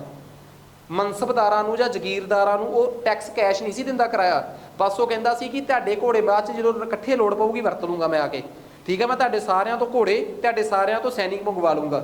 ਇਹ ਸਿਸਟਮ ਚੱਲਦਾ ਰਿਹਾ। ਪਰ ਹੌਲੀ ਹੌਲੀ ਕੀ ਹੋਇਆ, ਜਦੋਂ ਔਰੰਗਜ਼ੇਬ ਤੋਂ ਬਾਅਦ ਛੋਟੇ ਛੋਟੇ ਰਾਜਿਆਂ ਨੇ ਦਾਅਵਾ ਕਰਤਾ ਦਿੱਲੀ ਜਾ ਕੇ ਕਿ ਜਾਂ ਤਾਂ ਸਾਨੂੰ ਮਨਸਬ ਲਾਓ, ਨਹੀਂ ਤਾਂ ਅਸੀਂ ਘੋੜੇ ਨਹੀਂ ਦੇਣੇ, ਅਸੀਂ ਆਪਣੀ ਸੈਨਾ ਨਹੀਂ ਦੇਣੀ, ਜਾਂ ਸਾਡਾ ਹਿੱਸਾ ਵਧਾਓ। ਤਾਂ ਜਿਹੜਾ ਵੀ ਜਾ ਕੇ ਉਹਨੂੰ ਕਹਿੰਦਾ ਸੀਗਾ ਬਹਾਦਰ ਸ਼ਾਹ ਨੂੰ ਜਾਂ ਫਾਰੂਕ ਸਿਆਰ ਨੂੰ ਕਿ ਮੈਨੂੰ ਫਲਾਣੇ ਇਲਾਕੇ ਦਾ ਮਨਸਬਦਾਰ ਲਾ ਦਿਓ, ਨਹੀਂ ਤਾਂ ਮੈਂ ਲੜੂੰਗਾ, ਠੀਕ ਆ, ਉਹਨੂੰ ਹੀ ਕਹਿ ਦਿੰਦਾ ਸੀ ਤੂੰ ਵੀ ਮਨਸਬ। ਇਹ ਦਿੱਲੀ ਹੈ ਤਾਂ ਭਾਰਤ ਦਾ ਇਲਾਕਾ ਉੱਡਾ ਕੀ ਸੀ, ਪਹਿਲਾਂ ਥੋੜ੍ਹੇ ਮਨਸਬ ਸੀਗੇ, ਤਾਕਤਵਰ ਸੀਗੇ, ਉਹ ਦਿੱਲੀ ਦੇ ਰਾਜੇ ਦੇ ਨਾਲ ਜੁੜ ਵੀ ਜਾਂਦੇ ਸੀ। ਉਨੇ ਹੀ ਇਲਾਕੇ 'ਚ ਹੁਣ ਇਲਾਕਾ ਤਾਂ ਭੋਰਾ ਘਟਿਆ ਹੀ ਹੈ, ਵਧਿਆ ਤਾਂ ਨਹੀਂ, ਦਿੱਲੀ ਦਾ ਇਲਾਕਾ ਪਹਿਲਾਂ ਨਾਲੋਂ ਵਧਿਆ ਕਿ ਘਟਿਆ ਸੀਗਾ? ਹੌਲੀ ਹੌਲੀ ਘਟ ਹੀ ਰਿਹਾ ਸੀ। ਤੇ ਉਹਨੇ ਕੁ ਇਲਾਕੇ 'ਚ ਜ਼ਗੀਰਦਾਰ ਤੇ ਮਨਸਬਦਾਰ ਵੱਧ ਗਏ, ਉਹਨਾਂ ਦੀ ਕਮਾਈ ਘਟ ਗਈ। ਫਿਰ ਉਹਨਾਂ ਨੇ ਆਪਣੀ ਕਮਾਈ ਉਨੀ ਮੇਨਟੇਨ ਰੱਖਣ ਵਾਸਤੇ ਲੋਕਾਂ ਤੇ ਪ੍ਰੈਸ਼ਰ ਪਾਤਾ, ਲੋਕਾਂ ਦੇ ਨਾਲ ਲੜਾਈ ਹੋ ਗਈ ਤਾਂ ਜ਼ਗੀਰਦਾਰ ਵੀ ਇੱਕ ਕ੍ਰਾਈਸਿਸ 'ਚ ਆ ਗਏ, ਤਾਂ ਉਹਨਾਂ ਨੇ ਅੱਗੇ ਰਾਜੇ ਨੂੰ ਕ੍ਰਾਈਸਿਸ 'ਚ ਪਾਤਾ। ਇਹ ਵੀ ਇੱਕ ਕਾਰਨ ਬਣਿਆ ਮੁਗਲਾਂ ਦੇ ਕਮਜ਼ੋਰ ਹੋਣ ਦਾ, ਕਿਉਂਕਿ ਫਿਰ ਹੌਲੀ ਹੌਲੀ ਉਹਨਾਂ ਤੱਕ ਜਿਹੜਾ ਦਿੱਲੀ ਦੇ ਰਾਜੇ ਤੱਕ ਕਰ ਪਹੁੰਚਦਾ ਸੀ, ਟੈਕਸ ਪਹੁੰਚਦਾ ਸੀ, ਉਹ ਵੀ ਖਤਮ ਹੋ ਗਿਆ ਪਹੁੰਚਣਾ। ਸੋ ਇਹ ਵੀ ਇੱਕ ਉਹਨਾਂ ਦੇ ਹਾਰ ਦਾ ਕਾਰਨ ਬਣਿਆ। ਸੋ ਕਿੰਨੇ ਮੈਂ ਡਿਫੀਕਲਟ ਤੇ ਬਿਲਕੁਲ ਵੱਖਰੇ ਵੱਖਰੇ ਐਂਗਲ ਤੋਂ ਦੱਸਦੇ ਕਿ ਕਿਹੜੇ ਕਿਹੜੇ ਕਾਰਨ ਬਣੇ ਆ, ਠੀਕ ਆ। ਸੋ ਇਹ ਤਾਂ ਸੀ ਮੁੱਖ ਕਾਰਨ, ਠੀਕ ਆ। ਇਸੇ ਹੀ ਕਾਰਨ ਦੇ ਵਿੱਚੋਂ ਫਿਰ 3 ਪ੍ਰਕਾਰ ਦੀਆਂ ਸੂਬੇ ਨਿਕਲ ਕੇ ਬਾਹਰ ਆਏ। ਇਸੇ ਹੀ ਕਾਰਨ ਦੇ ਵਿੱਚੋਂ 3 ਪ੍ਰਕਾਰ ਦੇ ਮੁਗਲਾਂ ਚੋਂ ਸੂਬੇ ਨਿਕਲੇ ਆ। ਇੱਕ ਤਾਂ ਨਿਕਲੇ ਆ ਜੀ ਸਕਸੈਸਰ ਸਟੇਟਸ, ਕਿਹੜੇ ਭਲਾ? ਸਕਸੈਸਰ ਸਟੇਟਸ ਪਹਿਲੇ। ਦੂਜੇ ਨਿਕਲੇ ਆ ਜੀ ਇੰਡੀਪੈਂਡੈਂਟ ਕਿੰਗਡਮਸ, ਦੂਜੇ ਇੰਡੀਪੈਂਡੈਂਟ ਕਿੰਗਡਮਸ, ਤੇ ਤੀਜੇ ਨਿਕਲੇ ਆ ਜੀ ਨਿਊ ਸਟੇਟਸ। ਹੁਣ ਦੇਖੋ, ਪਹਿਲਾਂ ਤਾਂ ਇਹ ਸਮਝੋ ਕਿ ਆਖਰ 3 ਪ੍ਰਕਾਰ ਦੇ ਇਲਾਕੇ ਕਿਵੇਂ ਬਾਹਰ ਨਿਕਲੇ ਆ। ਸਭ ਤੋਂ ਪਹਿਲੇ ਸਕਸੈਸਰ ਸਟੇਟਸ, ਇਹ ਕਾਰਨ ਵੀ ਨੇ ਤੇ ਇਹ ਅੱਗੇ ਜਾ ਕੇ ਕਾਰਨ ਵੀ ਬਣਿਆ ਮੁਗਲਾਂ ਦੇ ਉਹਦਾ ਹਾਰ ਦਾ। ਪਹਿਲੀ ਗੱਲ ਇਹ ਦੱਸੋ, ਜਦੋਂ ਵੀਕ ਮੁਗਲਸ ਦਾ ਦੌਰ ਸੀ, ਕਮਜ਼ੋਰ ਮੁਗਲਾਂ ਦਾ ਦੌਰ ਸੀ, ਕਿਹੜੇ ਇਲਾਕਿਆਂ ਨੂੰ ਮੈਂ ਕਹੂੰਗਾ ਸਕਸੈਸਰ ਸਟੇਟਸ? ਸਕਸੈਸਰ ਸਟੇਟਸ ਦਾ ਮਤਲਬ ਹੁੰਦੇ ਆ ਜਿਹੜੇ ਮੁਗਲਾਂ ਦੇ ਵਿੱਚੋਂ ਹੀ ਨਿਕਲ ਗਏ। ਕੋਈ ਉਦਾਹਰਨ ਦੇ ਸਕਦੇ ਹੋ? ਅਵਧ, ਬੰਗਾਲ, ਹੈਦਰਾਬਾਦ। ਹਾਂ, ਅੱਗੇ ਆ ਜਾਓ। ਇੰਡੀਪੈਂਡੈਂਟ ਕਿੰਗਡਮਸ, ਜਿਹੜੇ ਬਿਲਕੁਲ ਨਵੇਂ ਤੌਰ ਤੇ ਇੰਡੀਪੈਂਡੈਂਟ ਹੋ ਕੇ, ਜਿਹੜੇ ਪੁਰਾਣੇ ਸਮੇਂ ਤੇ ਚੱਲ ਰਹੇ ਸੀਗੇ, ਪਰ ਹੁਣ ਉਹਨਾਂ ਨੇ ਮੌਕਾ ਪਾ ਕੇ ਆਜ਼ਾਦੀ ਲੈ ਲਈ, ਜਿਨ੍ਹਾਂ 'ਚ ਸਭ ਤੋਂ ਵਧੀਆ ਨਾਮ ਆ ਮਰਾਠਿਆਂ ਦਾ ਤੇ ਰਾਜਪੂਤਾਂ ਦਾ। ਇੱਕ ਤੀਸਰੇ ਪ੍ਰਕਾਰ ਦੇ ਜਿਹੜੇ ਪਹਿਲਾਂ ਕਿੰਗਡਮ ਦੇ ਰੂਪ 'ਚ, ਸਮਰਾਜ ਦੇ ਰੂਪ 'ਚ ਨਹੀਂ ਸੀ ਹੁੰਦੇ, ਸਿਰਫ ਥੋੜੀ ਬਹੁਤੀ ਸੈਨਾ ਦੇ ਰੂਪ 'ਚ ਹੁੰਦੇ ਸੀਗੇ, ਤੇ ਉਹ ਇਹਨਾਂ ਦੇ ਮਰਨ ਤੋਂ ਬਾਅਦ ਨਿਕਲੇ ਆ।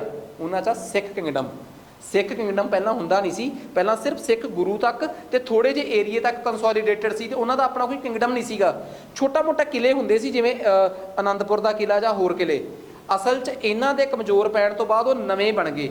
ਰਾਜਪੂਤ ਵਗੈਰਾ ਪਹਿਲਾਂ ਵੀ ਸੀਗੇ, ਪਰ ਉਹ ਇਹਨਾਂ ਦੇ ਮਰਨ ਤੋਂ ਬਾਅਦ ਉੱਭਰ ਕੇ ਬਾਹਰ ਆਏ। ਇਸ ਕਰਕੇ ਰਾਜਪੂਤਾਂ ਨੂੰ ਤਾਂ ਮੈਂ ਰੱਖੂੰਗਾ ਇੰਡੀਪੈਂਡੈਂਟ ਕਿੰਗਡਮਸ ਦੀ ਕੈਟੇਗਰੀ 'ਚ, ਤੇ ਸਿੱਖਾਂ ਨੂੰ ਰੱਖੂੰਗਾ ਨਿਊ ਕਿੰਗਡਮ ਦੀ ਕੈਟੇਗਰੀ 'ਚ। ਜਿਹੜੇ ਇਹਨਾਂ ਦੇ ਵਿੱਚੋਂ ਹੀ ਨਿਕਲੇ ਆ, ਉਹਨਾਂ ਨੂੰ ਕਹੂੰਗਾ ਸਕਸੈਸਰ ਸਟੇਟਸ, ਕਿ ਇਹਨਾਂ ਦੇ ਵਿੱਚੋਂ ਨਿਕਲਣ ਵਾਲੇ ਰਾਜ। ਸੋ ਆ 3 ਪ੍ਰਕਾਰ ਦੇ ਰਾਜ ਨਿਕਲੇ ਆ ਜਿਹੜੇ, ਇਹਨਾਂ ਨੇ ਵੀ ਬੜਾ ਵੱਡਾ ਰੋਲ ਅਦਾ ਕੀਤਾ ਏ ਮੁਗਲਾਂ ਨੂੰ ਕਮਜ਼ੋਰ ਕਰਨ 'ਚ। ਤੇ ਕਹਿੰਦੇ ਆ ਅਖੀਰਲਾ ਕਿੱਲ ਕਬਰ 'ਚ ਕੱਢਿਆ ਕਿਹਨਾਂ ਨੇ ਆ ਕੇ? ਅੰਗਰੇਜ਼ਾਂ ਨੇ। ਜਿਹੜੀ ਰਹਿੰਦੀ ਖੁੰਦੀ ਕਸਰ ਪੂਰੀ ਕਰਤੀ ਉਹਨਾਂ ਨੇ। ਬਾਹਰੋਂ ਆ ਕੇ ਜੋ ਜਲੂਸ ਕੱਢਿਆ, ਉਹਦੇ ਵਾਸਤੇ ਤਾਂ ਬਹੁਤੇ ਸ਼ਬਦਾਂ ਦੀ ਜਗ੍ਹਾ ਤੇ ਇੱਕ ਸ਼ਬਦ ਵਰਤਿਆ ਜਾਊਗਾ, ਫਾਈਨਲ ਨੇਲ ਇਨ ਕੌਫਿਨ। ਕਬਰ ਦੇ ਵਿੱਚ ਅਖੀਰਲਾ ਕਿੱਲ ਕੌਣ ਕੱਢ ਕੇ ਆ ਗਏ? ਅੰਗਰੇਜ਼। ਸੋ ਇਹ ਕਹਾਣੀ ਆ ਜੀ। ਇੱਥੋਂ ਤੁਹਾਨੂੰ ਸਮਝ ਆ ਗਿਆ ਹੋਊਗਾ ਕਿ ਮੁਗਲਾਂ ਦੇ ਡਿਕਲਾਈਨ ਦੇ ਕੀ ਕਾਰਨ ਆ। UPSC ਤੇ PPSC ਨੇ 2013 ਕਿ 15 'ਚ ਪੁੱਛਿਆ ਸੀ ਮੇਨਸ ਦਾ ਸਵਾਲ ਹਿਸਟਰੀ 'ਚੋਂ, ਇਸ ਇਲਾਕੇ 'ਚੋਂ, ਤੇ UPSC ਦਾ ਬੜੇ ਸਵਾਲ ਪੁੱਛ ਚੁੱਕੀ ਆ। ਸਵਾਲ ਇੱਕੋ ਹੀ ਬਣਦਾ ਇੱਥੋਂ, ਉਹਨੂੰ ਹੀ ਪੁੱਛਣ ਦੇ 50 ਤਰੀਕੇ ਆ। ਇੱਕੋ ਹੀ ਸਵਾਲ ਆ, ਉਹਨੂੰ ਹੀ ਪੁੱਛਣ ਦੇ 50 ਤਰੀਕੇ ਆ। ਜਿਹੜੇ ਤੁਹਾਨੂੰ ਤੁਹਾਡੇ ਆਪਣੇ ਨੋਟਸ ਮਿਲਣਗੇ ਨਾ, ਹਾਰਡ ਕਾਪੀਜ਼, ਉਹਦੇ 'ਚ ਆਬਜੈਕਟਿਵ ਟਾਈਪ ਸਵਾਲ ਨਹੀਂ ਹੋਇਆ ਕਰਨਗੇ। ਆਬਜੈਕਟਿਵ ਤੇ ਆਪਾਂ ਕੱਢ ਹੀ ਅੱਡ ਦਿੱਤੇ, ਤੇ ਉਹ ਤਾਂ ਆਪਾਂ ਕਰਿਆ ਹੀ ਬਹੁਤ ਕਰਨੇ ਆ। ਉਹ 'ਚ ਸਿਰਫ ਮੇਨ ਸਵਾਲ ਆ 3 ਸਵਾਲ ਮੇਨਸ ਨੇ। ਕਹਿੰਦੇ what are the factors that contributed to decline of Mughal empire in India, ਕਿ ਭਾਰਤ ਵਿੱਚ ਮੁਗਲ ਸਮਰਾਜ ਦੇ ਪਤਨ ਦੇ ਕਿਹੜੇ ਕਿਹੜੇ ਕਾਰਕ ਨੇ, ਉਹਨਾਂ ਦਾ 250 ਸ਼ਬਦਾਂ 'ਚ ਵਰਣਨ ਕਰੋ। ਦੂਜਾ ਸਵਾਲ ਕਿ some of the main cause of great Mughal empire decline in India were social decay, deterioration of previous order and the long period of chaos and disorder. ਠੀਕ ਆ। ਸੋ ਇਹ ਕਹਿੰਦੇ ਆ ਕਿ ਦੂਜਾ ਸਵਾਲ ਪੰਜਾਬੀ 'ਚ ਪੜ੍ਹੀਏ। ਕਹਿੰਦਾ ਭਾਰਤ 'ਚ ਮੁਗਲ ਸਮਰਾਜ ਦੇ ਪਤਨ ਦੇ ਕੁਝ ਮੁੱਖ ਕਾਰਨ ਕਿਹੜੇ ਕਿਹੜੇ ਆ? ਸਮਾਜਿਕ ਵਿਗਾੜ, ਠੀਕ ਆ, ਪਿਛਲੀ ਵਿਵਸਥਾ ਜੋ ਪੁਰਾਣਾ ਸਮਾਂ ਚੱਲ ਰਿਹਾ ਸੀਗਾ, ਜਿਹੜੇ ਪੁਰਾਣੇ ਮੁਗਲ ਸੀ ਉਹਨਾਂ ਦੇ ਵੇਲੇ ਦੀ ਚੱਲ ਰਹੀ ਵਿਵਸਥਾ ਦਾ ਵਿਗੜਨਾ, ਤੇ ਲੰਮੇ ਸਮੇਂ ਦੀ ਅਰਾਜਕਤਾ, ਜੋ ਲੰਮੇ ਸਮੇਂ ਤੋਂ ਮਾਹੌਲ ਖਰਾਬ ਹੋ ਰਿਹਾ ਸੀ, ਇਹਦੇ ਤੇ ਚਰਚਾ ਕਰੋ। ਇਟ ਮੀਨਸ ਇਹਦੇ 'ਚ ਕਾਰਨ ਨਹੀਂ ਦੱਸਣੇ, ਸਾਰੀ ਸਟੋਰੀ ਦੱਸ ਦੇਣੀ ਆ ਕਿ ਆਖਰ ਉਹ ਕਿਹੜੀ ਚੀਜ਼ ਸੀ। ਜਿਵੇਂ ਮਨਸਬਦਾਰੀ ਤੇ ਜਗੀਰਦਾਰੀ ਪੁਰਾਣੀ ਸੱਭਿਅਤਾ ਸਿਸਟਮ ਚੱਲ ਰਿਹਾ ਸੀ, ਇੱਥੇ ਆ ਕੇ ਉਹਦੇ 'ਚ ਵਿਗਾੜ ਪੈ ਗਿਆ। ਠੀਕ ਆ। ਪੁਰਾਣੇ ਟਾਈਮ ਦੀ ਰਿਲੀਜੀਅਸ ਪੋਲਿਸੀ ਡਿਸਿਪਲਿਨ ਚੱਲ ਰਿਹਾ ਸੀ, ਇੱਥੇ ਆ ਕੇ ਵਿਗਾੜ ਪੈ ਗਿਆ। ਦੂਜੇ ਕੁਐਸਚਨ ਨੂੰ ਇਸ ਫਰੇਮ 'ਚ ਲਿਖਣਾ ਹੈ। ਠੀਕ ਆ। ਤੀਸਰਾ ਸਵਾਲ ਬਿਲਕੁਲ ਉਹੀ ਆ। ਕਹਿੰਦਾ 18ਵੀਂ ਸਦੀ ਦੇ ਭਾਰਤ ਦੇ ਮੇਨ ਲੱਛਣ ਕਿਹੜੇ ਕਿਹੜੇ ਸੀਗੇ? ਇੱਕ ਕੇਂਦਰੀ ਮੁਗਲ ਸਮਰਾਜ ਦਾ ਕਮਜ਼ੋਰ ਪੈਣਾ, ਅਤੇ ਉਸ ਟਾਈਮ ਦੀ ਜਿਹੜੀ ਪੋਲੀਟੀਕਲ ਪਾਵਰ ਆ, ਠੀਕ ਆ, ਉਹਦਾ ਵੱਖਰੇ ਵੱਖਰੇ ਇਲਾਕਿਆਂ 'ਚ ਖਿੰਡ ਜਾਣਾ। ਕਹਿੰਦੇ ਇਸ ਗੱਲ ਤੇ ਚਰਚਾ ਕਰੋ। ਠੀਕ ਆ। Distribution of political power in, ਇੱਥੇ ਸਾਊਥ ਇੰਡੀਆ ਵਰਡ ਕੱਟ ਦੋ, ਡਿਸਕਸ ਦੀ distribution of political power in India in 18th century, ਇਹ ਠੀਕ ਕਰਕੇ ਮਿਲੂਗਾ, ਪੰਜਾਬੀ ਚ ਬੋਲਦਾ। 18ਵੀਂ ਸਦੀ ਦੇ ਭਾਰਤ ਦੀਆਂ ਮੁੱਖ ਵਿਸ਼ੇਸ਼ਤਾਵਾਂ ਇਹਦਾ ਕੇਂਦਰੀਕ੍ਰਿਤ ਮੁਸਲ ਸਮਰਾਜ ਦਾ ਕਮਜ਼ੋਰ ਪੈਣਾ ਅਤੇ ਰਾਜਨੀਤਿਕ ਸ਼ਕਤੀ ਦਾ ਸਾਰੇ ਖੇਤਰਾਂ ਵਿੱਚ ਫੈਲਣਾ ਸੀ। ਭਾਰਤ ਵਿੱਚ ਰਾਜਨੀਤਿਕ ਸ਼ਕਤੀ ਦੀ ਵੰਡ ਬਾਰੇ, ਭਾਰਤ ਵਿੱਚ 18ਵੀਂ ਸਦੀ ਵਿੱਚ ਰਾਜਨੀਤਿਕ ਸ਼ਕਤੀ ਦੀ ਵੰਡ ਬਾਰੇ ਚਰਚਾ ਕਰੋ। ਇਹ ਸਵਾਲ ਆਪਣਾ, ਠੀਕ ਆ। 18ਵੀਂ ਸਦੀ 'ਚ ਜਿਹੜੀਆਂ ਭਾਰਤ 'ਚ ਸ਼ਕਤੀਆਂ ਸੀ ਨਾ, ਉਹਦੀ ਜਿਹੜੀ ਵੰਡ ਹੋਈ ਸੀ, ਕਿਵੇਂ ਉਹ ਖਿੰਡ ਗਈਆਂ, ਉਹਦੇ ਤੇ ਚਰਚਾ ਕਰੋ, ਠੀਕ ਆ। ਇਸ ਕੁਐਸਚਨ ਨੂੰ ਸਹੀ ਤਰੀਕੇ ਨਾਲ ਕਰਕੇ ਮੈਂ ਤੁਹਾਨੂੰ ਇਹ ਕੁਐਸਚਨ ਤਿੰਨੇ, ਜਿਹੜਾ ਤੁਹਾਡਾ PCS ਮੇਨਸ ਵਾਲਾ ਗਰੁੱਪ ਆ, ਉਹਦੇ 'ਚ ਤਿੰਨੇ ਕੁਐਸਚਨ ਭੇਜ ਦੂੰਗਾ ਬਾਈਲਿੰਗੁਅਲ ਕਰਕੇ। ਤੁਹਾਡੀ ਕੋਸ਼ਿਸ਼ ਬਸ ਇੰਨੀ ਹੋਣੀ ਚਾਹੀਦੀ ਆ ਕਿ ਤੁਸੀਂ ਇਹਨਾਂ ਤਿੰਨਾਂ 'ਚੋਂ ਕੋਈ ਇੱਕ ਕੁਐਸਚਨ ਟਰਾਈ ਕਰੋ ਭਾਵੇਂ, ਠੀਕ ਆ। ਐਵੇਂ ਹੀ ਅੱਜ ਸ਼ਾਮ ਤੱਕ ਮੇਨਸ ਦਾ ਆਰਟੀਕਲ, ਪੂਰੇ ਕਰੰਟ ਅਫੇਅਰਸ ਜਿਹੜੇ ਆ ਉਹ ਵੀ ਆ ਜਾਇਆ ਕਰਨਗੇ। ਮੀਨਸ ਤੁਸੀਂ ਜਿੰਨਾ ਚਿਰ, ਮੈਂ ਤੁਹਾਨੂੰ ਹਜੇ 1-2 ਦਿਨਾਂ ਦਾ ਪ੍ਰੋਸੈਸ ਚੱਲ ਰਿਹਾ, ਅੱਜ ਤੁਸੀਂ WhatsApp ਗਰੁੱਪ 'ਚ ਐਡ ਹੋ ਜਾਓਗੇ, 1-2 ਦਿਨਾਂ ਦੇ ਅੰਦਰ ਅੰਦਰ ਕੋਰਸ ਕ੍ਰੀਏਟ ਹੋ ਚੁੱਕਿਆ ਹੈ, 1 ਦਿਨ ਦੇ ਅੰਦਰ ਅੰਦਰ ਤੁਸੀਂ ਕੋਰਸ 'ਚ ਐਡ ਹੋ ਜਾਓਗੇ, ਠੀਕ ਆ। ਤਾਂ ਉਹਦੇ ਨਾਲ ਕੀ ਹੋਊਗਾ, ਆਪਾਂ ਪੂਰੇ ਦਾ ਪੂਰਾ ਕੰਟੈਂਟ ਜਿਹੜਾ ਹੈ ਇਸ ਤਰੀਕੇ ਨਾਲ ਚੱਲਣਾ ਹੈ। ਤੁਹਾਡੀ ਕੋਸ਼ਿਸ਼ ਕੀ ਰਹਿਣੀ ਚਾਹੀਦੀ ਆ ਕਿ ਜਦੋਂ ਆਪਾਂ ਕਲਾਸ 'ਚ ਆਬਜੈਕਟਿਵ ਕੁਐਸਚਨ ਕਰੀਏ, ਤੁਸੀਂ ਉਹਦੇ ਨਾਲ ਆਪਣੇ ਆਬਜੈਕਟਿਵ ਕੁਐਸਚਨ ਤਿਆਰ ਕਰੋ। ਜਿਹੜਾ ਆਪਾਂ ਸੀ ਸੈਟ ਦੇ ਐਂਗਲ ਤੋਂ ਚੱਲ ਰਹੇ ਆ, ਉੱਥੇ ਤੁਸੀਂ ਸੀ ਸੈਟ ਦਾ ਐਂਗਲ ਉਦੋਂ ਹੀ ਸ਼ੁਰੂ ਕਰੋ ਤੇ ਉਵੇਂ ਹੀ ਸ਼ੁਰੂ ਕਰੋ। ਜਿੱਥੇ ਆਪਾਂ ਮੇਨਸ ਦੇ ਆਰਟੀਕਲਸ 'ਚ ਚੱਲ ਰਹੇ ਆ, ਮੇਨਸ ਦੇ ਆਰਟੀਕਲਸ ਕਰੋ। ਅਖਬਾਰਾਂ ਵਗੈਰਾ ਪੜ੍ਹਨੀਆਂ ਚਾਹੀਦੀਆਂ ਕਿ ਨਹੀਂ, ਮੈਂ ਪਹਿਲਾਂ ਹੀ ਦੱਸ ਚੁੱਕਿਆ ਕਿ ਅਖਬਾਰਾਂ ਪੜ੍ਹਨ ਦੀ ਬਜਾਏ ਆਪਾਂ ਜ਼ਿਆਦਾ ਜ਼ੋਰ ਦੇਣਾ ਹੈ ਆਨਸਰ ਰਾਈਟਿੰਗ 'ਤੇ। ਤੁਸੀਂ ਬਸ ਆਪਣੀ ਆਨਸਰ ਰਾਈਟਿੰਗ ਇੰਪਰੂਵ ਕਰੋ। ਜਿੰਨੇ ਆਰਟੀਕਲਸ ਵਧੀਆ ਨੇ ਨਾ, ਉਹ ਸਾਰੇ ਹੀ ਤੁਹਾਡੇ ਤੱਕ ਮੈਲ ਹੈ। ਹੁਣ ਤੁਸੀਂ ਇੱਕ ਅਖਬਾਰ 'ਚ ਇੱਕ ਆਰਟੀਕਲ ਪੜ੍ਹ ਲਓ ਕਿ ਈਰਾਨ ਤੇ ਇੰਡੀਆ 'ਚ ਇੱਕ ਸਮਝੌਤਾ ਹੋਇਆ ਸੀ ਫੇਅਰਸ ਨੂੰ ਲੈ ਕੇ। ਤੁਸੀਂ ਉਹਦੇ 'ਚ ਕਿੰਨਾ ਕੁਛ ਪੜ੍ਹ ਲਓਗੇ। ਉਹਦੇ ਵਿੱਚ India Iran relation, Iran US deal, India Iran US relations, ਮੈਂ 3 ਐਂਗਲਾਂ ਤੋਂ ਉਹਨੂੰ ਦੱਸ ਦੂੰਗਾ। ਤੇ ਪੇਪਰਾਂ ਦੇ ਵਿੱਚ ਤਾਂ ਉਹੀ ਕੁਝ ਹੋਣਾ ਹੁੰਦਾ ਹੈ। ਸੋ ਇੱਕ ਗੱਲ ਆ, ਜਦੋਂ ਤੁਹਾਡਾ ਮੈਂਟਰ ਤੁਹਾਨੂੰ ਕਹਿ ਰਿਹਾ ਕਿ ਤੁਸੀਂ ਸਿਰਫ ਅਖਬਾਰਾਂ ਪੜ੍ਹਨ ਦੀ ਬਜਾਏ ਆਪਣੀ ਆਨਸਰ ਰਾਈਟਿੰਗ ਤੇ ਜ਼ੋਰ ਦਿਓ, ਮੈਨੂੰ ਆਨਸਰ ਚੈੱਕ ਕਰਾਓ, ਇਹੀ ਸਿਵਲਸ ਦੀ ਤਿਆਰੀ ਆ। ਤੇ ਆਬਜੈਕਟਿਵ ਤਿਆਰੀ ਦਾ ਇੱਕੋ ਹੀ ਮਤਲਬ ਹੁੰਦਾ ਹੈ ਕਿ ਹਾਂ, ਸਬਜੈਕਟਿਵ ਤਿਆਰੀ, ਜਦੋਂ ਇੱਕ ਚੈਪਟਰ ਦਾ 2 ਚੈਪਟਰ ਪੂਰੇ ਹੋ ਗਏ, ਸ਼ੋਰ ਹੋਵੋ ਕਿ ਉਹਦੇ ਨਾਲ ਸੰਬੰਧਿਤ ਹਰ ਇੱਕ ਆਬਜੈਕਟਿਵ ਕੁਐਸਚਨ ਤੁਹਾਨੂੰ ਆਉਂਦਾ ਹੈ। ਮੈਂ ਆਪਣੇ ਲੈਵਲ ਤੇ ਕੁਐਸਚਨਸ ਦੀ ਇੱਕ ਪੂਰੀ ਬੁੱਕਲੈਟ ਲੈ ਕੇ ਆਉਂਗਾ, ਜਿਹੜੀ ਆਪਾਂ ਕਲਾਸ 'ਚ ਡਿਸਕਸ ਕਰਾਂਗੇ, ਠੀਕ ਆ। ਉਹੀ ਪਹਿਲਾਂ ਤੁਹਾਨੂੰ ਮਿਲਿਆ ਕਰੂਗੀ, ਉਸ ਤੋਂ ਬਾਅਦ ਉਹੀ ਕਲਾਸ 'ਚ ਪ੍ਰੋਪਰ ਡਿਸਕਸ ਹੋਇਆ ਕਰੂਗੀ, ਤਾਂ ਜੋ ਤੁਸੀਂ ਖੁਦ ਚੈੱਕ ਕਰੋਗੇ ਕਿ ਤੁਸੀਂ ਉਹਦੇ 'ਚੋਂ ਕਿੰਨੇ ਕੁ ਆਨਸਰ ਠੀਕ ਕੀਤੇ ਆ। ਉਸ ਤੋਂ ਬਾਅਦ ਉਹਨੂੰ ਆਪਾਂ ਕਲਾਸ 'ਚ ਪ੍ਰੋਪਰ ਉਹ ਜਿਹੜੀ ਤੁਹਾਨੂੰ ਮਿਲਿਆ ਕਰੂਗੀ, ਉਹ ਵਿਦਆਊਟ ਆਨਸਰ ਮਿਲਿਆ ਕਰੂਗੀ, ਤਾਂ ਕਿ ਤੁਸੀਂ ਖੁਦ ਟਰਾਈ ਕਰੋ ਤੇ ਕਲਾਸ 'ਚ ਉਹਨਾਂ ਦੀ ਡਿਸਕਸ਼ਨ ਹੋ ਜੇ ਤੇ ਉਹ ਪੈਰਲਲ ਆਪਣਾ ਸਾਰਾ ਸਿਸਟਮ ਚੱਲਦਾ ਰਹੇ।